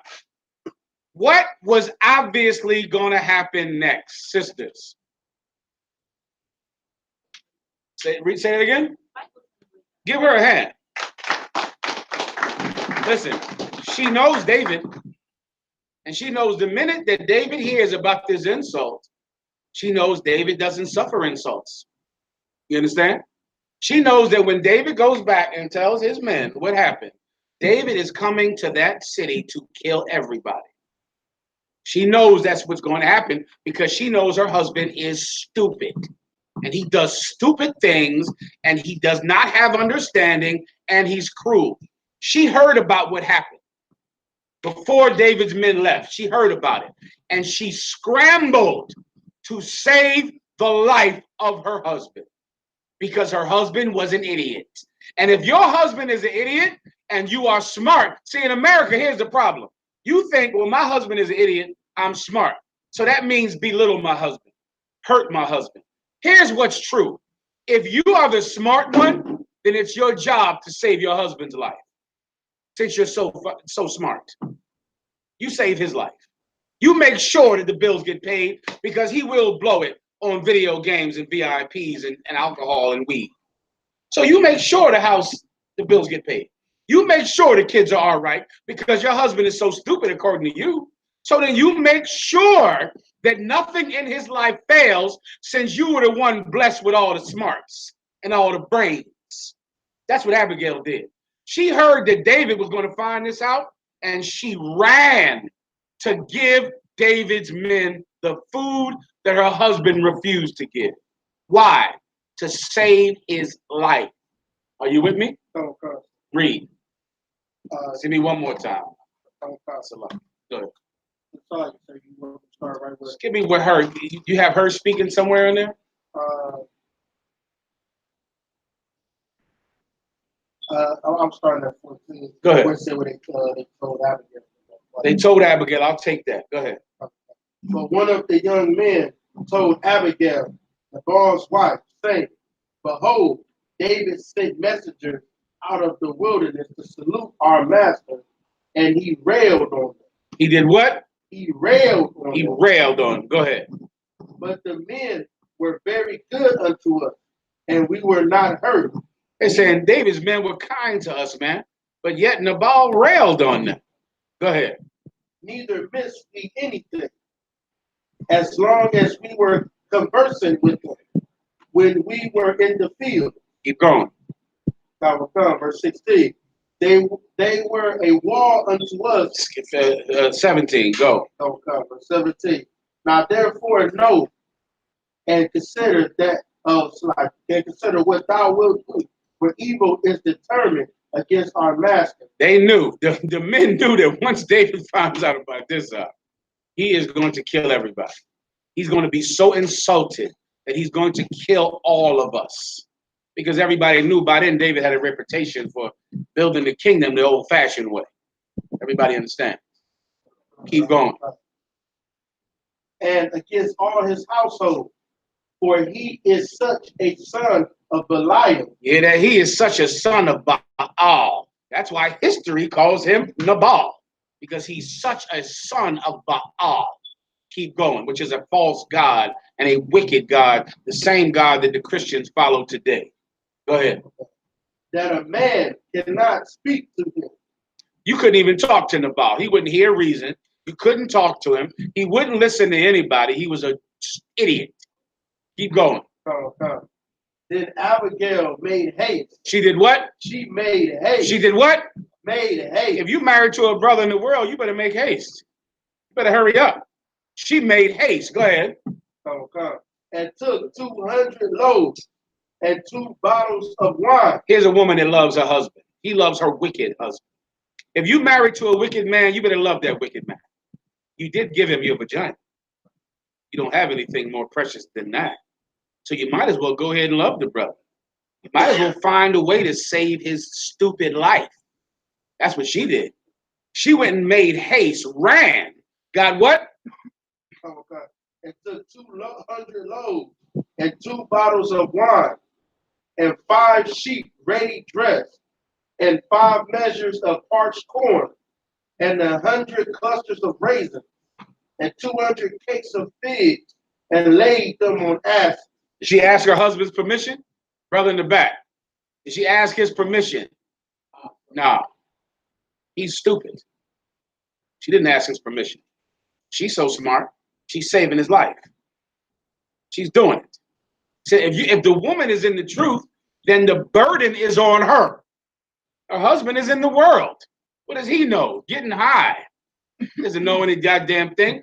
It's on her to save that family because she's the one blessed with the understanding. This sister got all of those grapes and food and liquor and wine and raisins. Got it all together. Keep going. I appreciate it. Go ahead. Verse 19. And she said unto her servant, go on before thee. Behold. Now stop. So now the servants went out with all of this piled up on donkeys to go meet David. Now skip me to David when David heard the news and he said, tie every man his sword on his side. Give me that. Let me give you what David's plan was once he heard what Nabal said. Go ahead. Now, verse 21.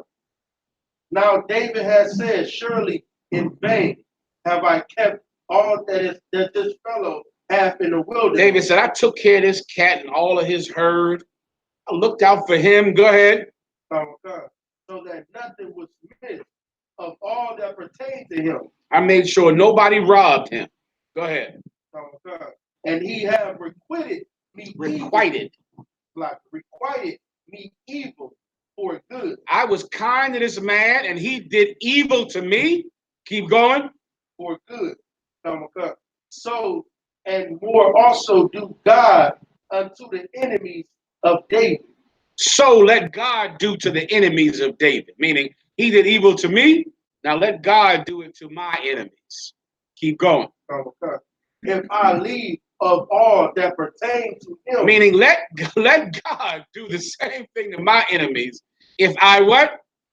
If I leave of all that pertain to him by the morning light, any that pisseth against the wall. If I leave any of them by the morning that pisseth against the wall. Break that down. Let God be with my enemies. If when the sun comes up, if there's anybody there that piss against a wall. In the back, the blue. Amen. David is vowing, you can bless my enemies. If by the morning comes, if there's one man alive in that house, I'm killing everybody that stands up when they pee. You get the point? Whoever stands when they pee is dead. because David felt the insult of this man not giving him what he should have got. Keep going. Okay. So, that's like, and when David saw, that's like when Abigail saw David, she hasted. David is riding. He left about 20 men at his camp. He took about 600, 580, riding down to Nabal's house to kill everybody and take everything. On the road there, who did he meet? That sister in the truth. He met her with the donkeys, with the grapes, and with the food, and with the wine. She met him on the road, coming to kill her husband. Keep going. And fell before David. She got down off of her donkey and fell at David's feet. Why? Because she loved her husband. You understand, warrior in the back? She loved him. And that's what you got to do. If you're a woman in the truth, be in the truth. Be in the truth. You're in the truth, right? Your husband is stupid. Then be in the truth then and save his life. Save his life. Go. Hold your point till the end. Keep going. And bowed herself to the ground and fell at his feet and said, upon me, my Lord, upon me let this iniquity be. She said, upon me, my Lord, let this iniquity be. What does she mean by that, sister up front?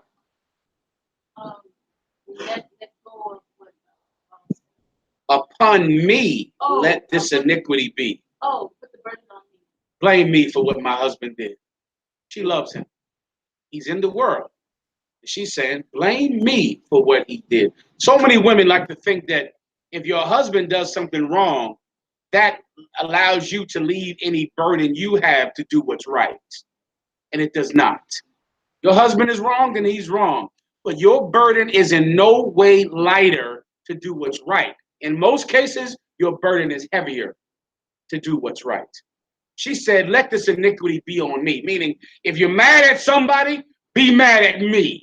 That's what she said for her husband, who was cruel and wicked. Keep going.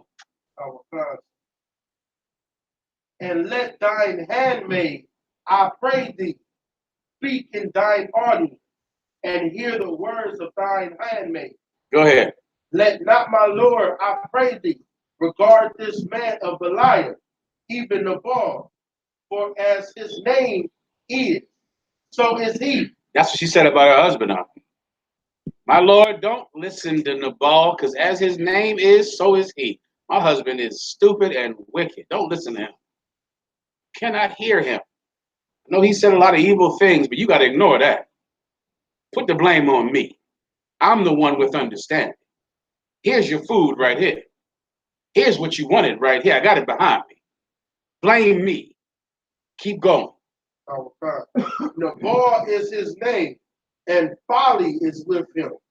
And I, thine handmaid, saw not the young men of my Lord, whom thou didst send. When your young men came, they met my husband. They ain't meet me. If they would have met me, I would have gave them what they wanted. You understand? I would have gave it to them. I didn't see them. Keep going. Verse 26. Now therefore, my Lord, as the Lord liveth, and as thy soul liveth, seeing the Lord have withholden thee from coming to shed seeing blood. that the Lord hath withholden thee from coming, meaning you weren't able to come kill my husband and all his men. The Most High stopped you because I met you on the road. Seeing that the Most High stopped you, keep going. And from avenging thyself with thine own hand. Seeing that God has stopped you from avenging yourself with your own hand, and even that's heavy, y'all. She's pulling that straight out the Bible. You understand? Like she's pulling that, seeing that God has stopped you from avenging yourself by your own hand. She knows what she's saying. She knows David is in the truth, and she knows that by saying that, it's going to stop his passion, his anger, because we are not allowed to avenge ourselves. Vengeance is mine, saith the Lord. She knows it when she says it to him because she's so swift and so smart and so virtuous. Keep going. She even cut David in a way that David had to say, God damn, she cut me. That can happen. But you go, whoo, she got me with that. God damn. All right. Keep going. Oh, God. Now let thine enemy and they that seek evil to my Lord be as Nabal. And now this blessing which thine handmaid have brought unto my Lord, let it even be given unto the young men that follow my Lord. Meaning, I brought you this food, give it to the young men that are with you. They can have it. This is for you. Keep going. Oh, God. I pray thee, forgive the trespass. Do what? Forgive the trespass. Do what? Forgive the trespass. Go ahead. Of thine handmaid. For the Lord will certainly make will certainly make my Lord a sure house. She's complimenting him. She knows that the Most High is going to bless him. It's her fault, not Laban's, not Nabal's. It's her fault. It's her fault. The Most High will please forgive me for what I've done. It's Nabal's fault. Please, it's his fault. Please stop. Don't kill everybody here. Here's your food. I know the Most High is going to bless you and make you great. Now skip me down to David's response to her after she was finished speaking. Go ahead. Oh, God. And David said to Abigail, blessed be the Lord, God of Israel, which sent thee this day to meet me. Verse 33. Hardcore. Go ahead. And blessed be thy advice, and blessed be thou. You understand? Blessed be the Most High God who sent you to meet me, and blessed be your advice. Blessed be the advice you gave me today. Keep going. Oh, God. Which has kept me this day from coming to shed blood and avenging myself with my own hand. See that? He heard her. She cut it. He know he got super Judite angry. Which if you're a Judite, you know what I'm talking about. With Judite men, the Bible says, Judah, his hand shall be in the neck of his enemies. Judites have a propensity just to jump to murder for everything. For any insult, for any problem at all. And David was a Judite and had that problem. But this sister stopped him. She stopped him. And he thanked her for it because she was right. She was right. Now, David took it. David left. David didn't go to kill everybody in that house or in that town. Now, skip me down to when Abigail came back to Nabal. Skip me to right there when Nabal said, where are you coming from? And you got it? Read it. Right. Go ahead. 36. And Abigail came to Nabal. So she got back. She gave David the food. She gets back home. Go ahead. And behold, he held a feast in his house. Nabal was in there having a feast, having a big party full of lust, having a big party at the house. Go ahead. Like the feast of a king. Oh my God. It was like the feast of a king, and he couldn't give David anything. Go ahead. VIP. Be in the VIP. God. Go ahead. And Nabal's heart was merry within him. He was so happy. Keep going. For he was very drunk. He was what? Very drunk. He was full of lust. Full of lust. He was very drunk. Keep going. Oh, God. Wherefore she told him nothing, less or more, until the morning light. Look how skillful. Listen. If you're a woman in the truth and your husband is in the world, be like her. Her husband was drunk, so what did she do? Brother in the back. She ain't mention it because he was drunk. When you gonna learn that man? So many of you women, you don't learn the brother ever. You know he's a goddamn alcoholic. Well, watch what you say to him. Have some skill around the cat. Don't do certain things around him. Wait until tomorrow. He's stupid, like you always say. So then start to learn him. Can't you outsmart him? Can't you so damn smart? Can't you learn how to work him? Why is it a woman in the truth can't ever manipulate anybody? But a woman in the world manipulating the pockets out of every man she sees. But a woman in the truth can't manipulate a man at all. If you're in the UPK, learn to manipulate your husband righteously. Learn how to do it. Get some goddamn skill. Do what your mother should have taught you. How to get your man to do something that's right for him to do. You want to come in a UPK, you got zero feminine skills. You got zero effect on your husband to get him to do any goddamn thing that's right. So what do? Call you about it. Because they can't get this brother to do anything at all, but yet the whores know how to manipulate the savings out of the bank account. They take every penny, but this woman with her head covered, she can't do nothing but tell you, it's over. The marriage is over.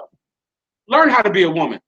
Learn how to manipulate him. That's what Abigail knew how to do. All right, keep going. Okay. Verse 37. But it came to pass in the morning, when the wine was gone. Now the liquor was gone. It was the morning time. The drunkenness was over. It came to pass in the morning. Go ahead. Okay. And his wife had told him these things. Then his wife came in. She told her husband what happened the night before. Keep going. Okay. That his heart died within him. Say it again. His heart died within him. Say it again. His heart died within him. Now remember, she waited till the next day to make sure that it wouldn't affect him in a negative way. She pled with David to not come kill him. She asked David to put the transgression on her. She waited till the next day when the sun came up. She told him, when he heard that David was on his way here to kill him, and she stopped him, his heart died within him. Keep reading. And he became as a stone. He became as a stone. Keep going. Verse 38. And it came to pass about 10 days after. So what happened there? What does it mean when it says, put it into today's language? His heart died and he became as a stone. He had a stroke and he went into a coma for 10 days. And then 10 days later, go ahead. That the Lord smote Nabal. 10 that days. He died. What happened? The Lord smote Nabal that he died. And that man died. 10 days later. Keep reading. Okay. And when David heard that Nabal was word dead, got back to David that this intelligent, smart, resourceful, skillful woman was now single. I think you know the rest. Keep reading. He said, blessed be the Lord. That's what he said. That's what he said. Give him a hand. All right. Go ahead. That have pleaded the cause of my reproach from the hand of Nabal, and have kept his servant from evil. For the Lord have returned the wickedness of Nabal upon his own head. Vengeance is mine, saith the Lord. Skip down to what David did when he sent for him. Verse 40. And when the servants of David were come to Abigail, the Carmel, they spake unto her, saying, David sent us unto thee to take thee to him to wife. That's what happened now. Abigail married David. He became one of David's wives. All right. So here you are. You're a woman. You're in the truth. Your husband is in the world. Fight for his life. Your number one goal has to be to get him in the truth. But you do not use the Bible and your memory of scriptures to get him in the truth. You use your righteous conversation, your kindness, your love for him, your willingness to take up the slack for what he does not have. You use that. Either he will come into the truth or you will be single. One way or the other, you'll be fine. You understand, brother? That happens. All right? Either this brother will die with all of his lust, he'll be dead, or he will leave her because usually a wicked man hates a righteous woman. It's not a turn on. He married her because he wanted somebody to have threesomes with and to get high with. Most men in the world don't even want a woman that doesn't smoke weed. It's uncomfortable. You know, you getting high, she don't get high. She blow it, she's blowing your high. Because she's so sober, you want to get high. Before you know it, he says it's over. He leaves you. You're single. You understand? He leaves you, according to 1 Corinthians, you're single. He dies, you're single. Or he'll live forever because of you. You'll bring him into the truth. You understand, all right? Please, next. I was going, I think you said 1 Corinthians 13. 13. Let me hear it. And now a bit of faith, hope, charity, these three, but the greatest of these things, is charity. Solid. You're right. Give him a hand. All right, I'll go till 3 o'clock. 15 more minutes. Let's have it. Questions? You got some? I just wanted to know if you wanted the first PDF. I think we're solid on that. Do you need that? It was about when I asked if husband will be in charge of kids. Okay, if he's in charge of your kids, no, if he can't be. Get my point? Does him being in charge of your kids mean he will give them Christmas gifts? No, I mean like as far as raising them, if you feel okay. Raising them to do what? Like if to discipline them. Can he discipline them? Or will he abuse them? Will he molest them? Will he hurt them? You get my point? Meaning, remember, you're the one in the truth, right?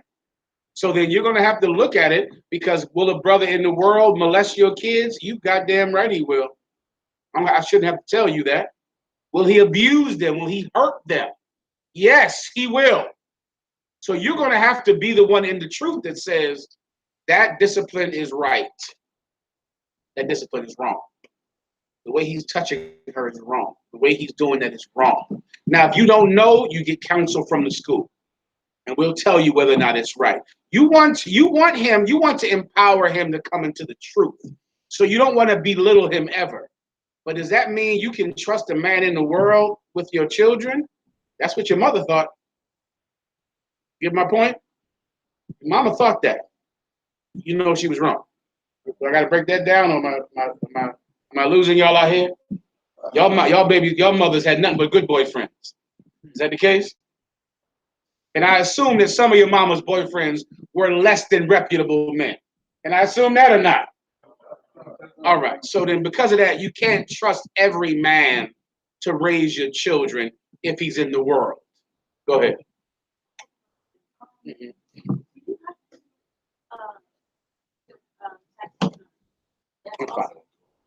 Say that one more time.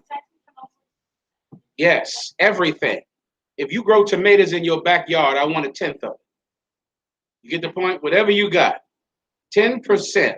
You go to the casino tonight, which I plan on being at the casino. 10% of your winnings belongs to the Most High God. Everything you get.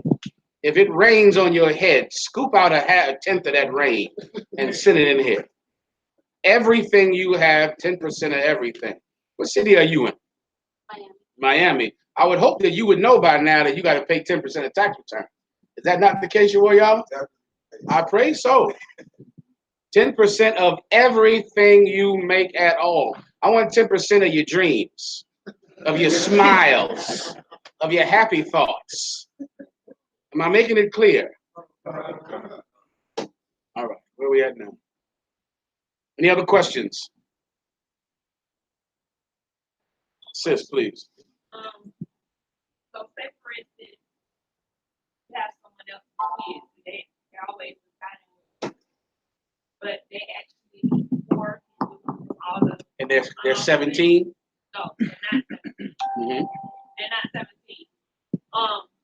But their mom actually has a husband.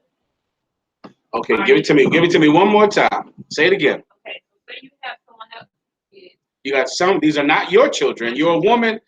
These are not your kids, but you have them. They're always been with me. Do they live with you? 80% of the time. When they go to school, is their address your house? No. But they stay with you because their mother is working? Their mother is on drugs, suffering in some way. So why are they? Because no reason. They want to be at my house. Kids want to be, and what does the mother think about that? The mother drops them. She's all for it, huh?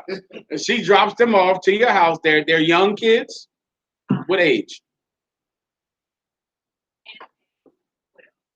Do they play with your children? Or do they have playmates over there that your kids? Meaning they're there to play with your children. Are these no? Are these kids in your physical family? They're not in your physical family. They're neighborhood kids, like kids you know from the neighborhood. Well, I know the parent. But the parent is not your family member. No. The parent is a very close friend. And so the parent drops those kids off to your house. For what reason in your mind? In your mind, why are they there? Sometimes, yeah, but not all the time. Sometimes so then when she's not working, what is she doing? She's just having a free life without children. Because you have them and you don't mind this. You're good with it. It's okay. All right, so what's your question? So they pork and they want to bring pork in the house. So they bring in what? They carry a ham sandwich in your home? Yes, it's real. It's real. They bring them into your home. And they're one bring it. It is unlawful for you to allow it in.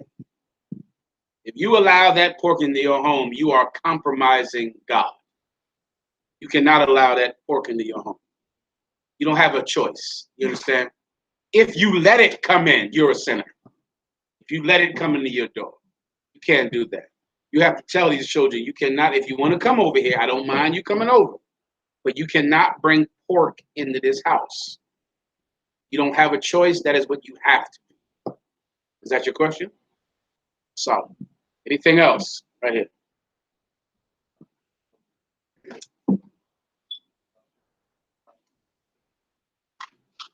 Quickly.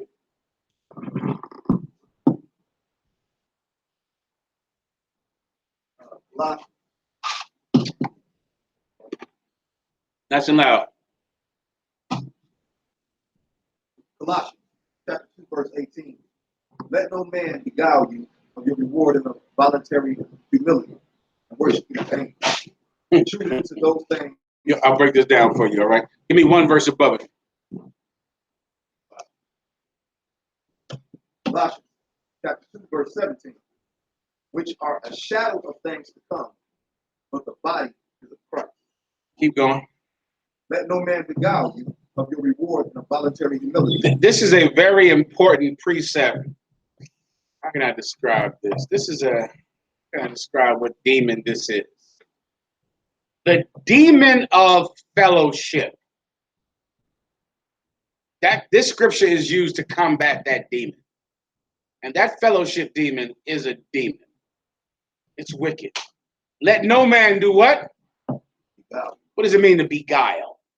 If you need to, I want you to look it up. I want it out of the dictionary. The word beguile. You need that, right? This is something that I've heard some brothers struggle with. I've heard it all throughout the years. This is one I've never struggled with myself, but I've heard about other people struggling with it, all right? Look up the word beguile first, all right? You have it? Right here. It means to charm or enchant. To do what? Charm. To do what? Charm or To enchant. charm. Some brothers and sisters, right? You are charmed by anyone on Facebook who is in an Israelite group. They might have a shield around their neck, or they might say shalom to you. Or they do something that tells you they're like me. We have the same belief. Shalom. Keep the Sabbath.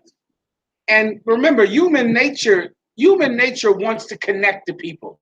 It's very normal to want to connect to everyone. So you on Facebook, you got Israel in your thing that you put your name on there, and you oh Shalom, oh he's an Israelite. Oh, that's beautiful. Oh, fringes, oh beautiful. You want to connect to people because it's natural, right? It's not One West, though, to be like that. It's not One West to be so easily charmed by everyone. Everyone can charm you. Everyone can smile and show you a fringe or a shield or God knows what, and you think they're the same as you. Where were they at camp yesterday? I didn't see them out there. Where were they at Hebrew Academy? Was they there? Were they out there? Then how are they your brother if they weren't there? Were they at Passover last year? I didn't see them. It's difficult to be accepted in the UPK, but your nature wants to accept everybody. You want to have agreement and friendship with everybody because it makes you feel better. That's why Christian churches are giant buildings so that everyone can pile in and everyone feels part of something bigger. Look at it, it feels so warm to be in a big old church where you connect to so many people, and it is cold to be in the UPK. It is ice cold. You can't need the warmth of all of your friends on Facebook. You can't need their warmth. You can't need their heat. When you need their friendship, you are easily charmed by them, easily beguiled. Let no man beguile you. Keep going. Of your reward in a voluntary. Let no man beguile you of what? Your reward. Of your reward, meaning we all have a reward that we're in here fighting for. They're not fighting for it. They're not. And if you're not careful, you'll lose your reward because you're friends with some whore on Facebook who you take counseling and listen to, and you think she's in the truth. If you are not in the UPK, you're not in the truth. You're Christian or Muslim or whatever the F you are, but you're not in the truth.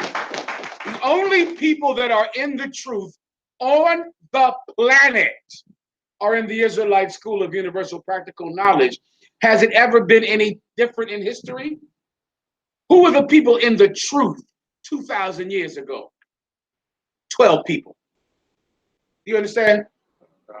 12 people were the only people in the truth on the planet 2,000 years ago. Who was at the Last Supper? That was their Passover. And 12 people, 13 counting Christ, were the only people in the truth. Now, how many people thought they were in the truth? Everybody. 13 people went into that upper room and ate bread and ate lamb and sop because they were the only people in the truth. Why am I so crazy now for saying that these people in the UPK are the only people now? 2,000 years ago, there was 13 people were the only people in the truth. None of your Facebook friends are in the truth. None of your purple homosexuals. You're all white. None of your color groups. Your groups with your colors. You got your purples. You got your whites. You got your red and whites. None of your color coordinated people. None of them are in the truth at all. They're just in a religion and they have no bond with us at all. Be careful that they don't beguile you out of your reward. You understand? Keep going. In a voluntary humility. In a what? Voluntary humility. That's my favorite phrase. In a voluntary humility. They want us to be humble. Are you telling me you're the only people in the truth? So y'all got 100% of the truth. Nigga, what do you have then? What are you in, a 10% of the truth organization? You in a 7% of the truth. What are you doing?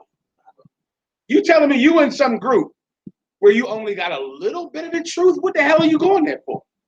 Life is hard here in America. I can't be in anything that doesn't have 100% of the truth. It's too rough to survive out here. If you don't got all the truth, then who gonna help me with these problems I got? These problems need 100% of the truth, or else I can't survive. I can't not kill these niggas without 100% of the truth. If not for 100% of the truth, I'm killing somebody. I'm doing it because it is driving me to it. Unless General Yohana has 100% of the truth. That's it. Or else I'm going back inside permanently this time.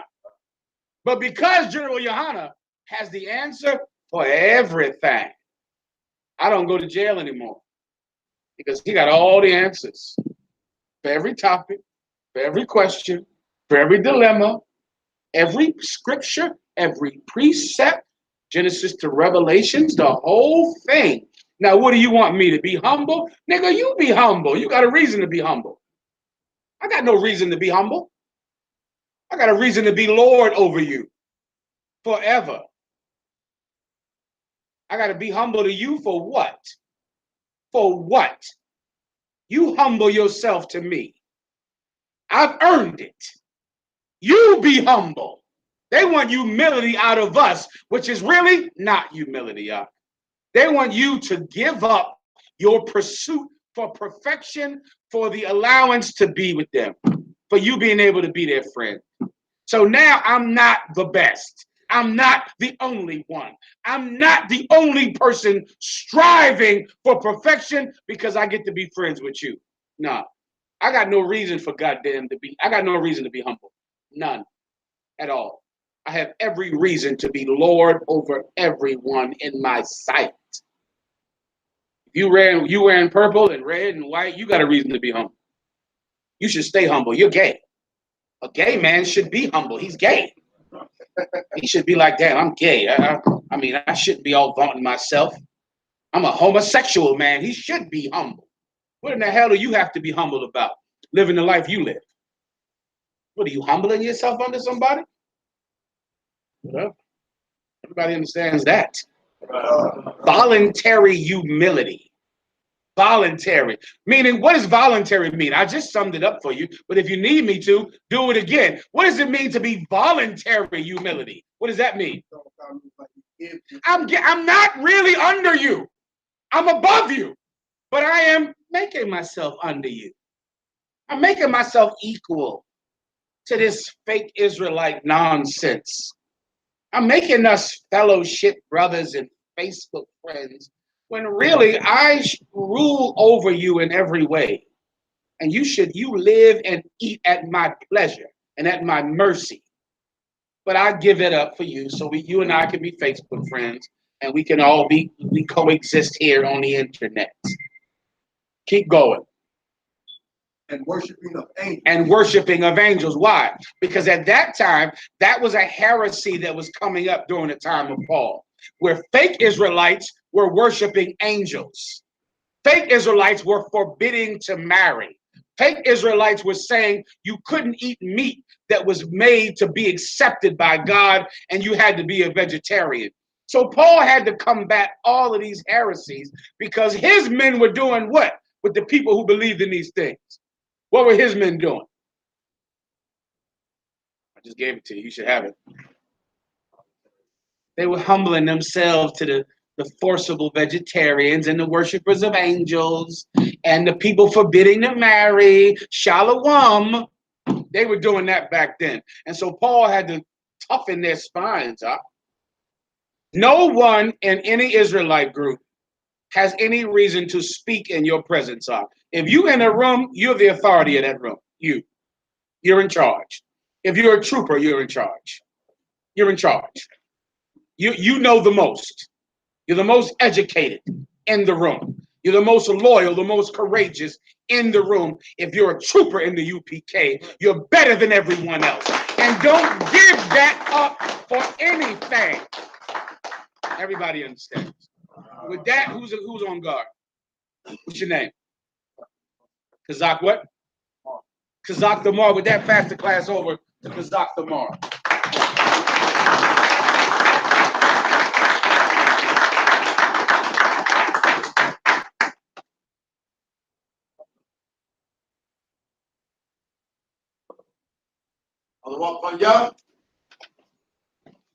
Barak.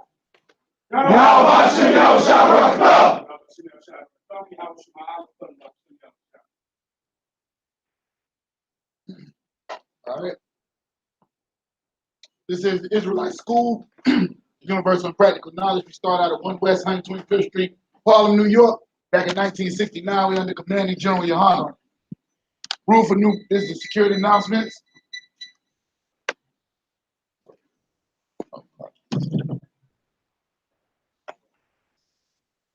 First of all, we're not affiliated with any other Hebrew Israelite group. That's right. Black so-called Christian church, none of that. For Christ, Christ alone. All right. Here's the security announcement. Rule for new brothers and sisters. When a new brother or sister comes into the school, they are off limits for 6 months. They are to be saluted only. They are here to share themselves to the world. They need transportation. The teacher will arrange it. After 6 months, if a brother or sister has an interest in a particular person, he or she must get permission from the heads to speak to a brother or sister. There's another 6 months in which a brother or sister will court each other. After that 6 month period, if they decide to marry, they will have to get permission from the heads to marry. Ties, which is a commandment found in Numbers 18 to 21, found in Malachi 3, 8 through 10, is pronounced Ma'ashera in the Hebrew, and it means 1/10. Tenth of every penny of increase the Lord gives you. Give to the Treasury Department. You can donate online. Give to the priest in your area. All right. Priest fund. That's a free will offering for the priest. This is not mandatory. It's whatsoever amount you would like to give. Next upcoming holy convocations at Parental. Pastor, I thought it was February. Parental, right? I don't have a date. If anybody does not have a calendar, get with your camp leader. We'll get the specific dates. All right. Also, make sure y'all subscribe to ISUPK Florida. Make sure y'all go ahead and like the page. Captain Shock said we need to get our likes up down here on the Facebook page, not the friend, the actual business page. All right. If anyone wants to be a trooper in the school, start wearing all black, boots, shirt, pants, headbands, scarf, and make sure you come to class, make check-ins and all of that. With that, we're gonna set up the Lord's Prayer. Amaju means to stand. Anybody know what the East is? Yeah. Turn and face the East. Upon y'all means to turn and face the East. We're gonna set it up in the Hebrew first.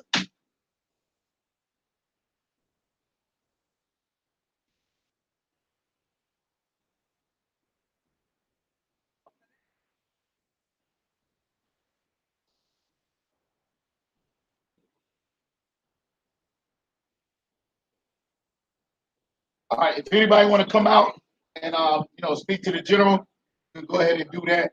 You can go out there and do that now if you want to speak to the general before you leave, whatever. All right. All right, everybody else, we're gonna set up the Lord's Prayer.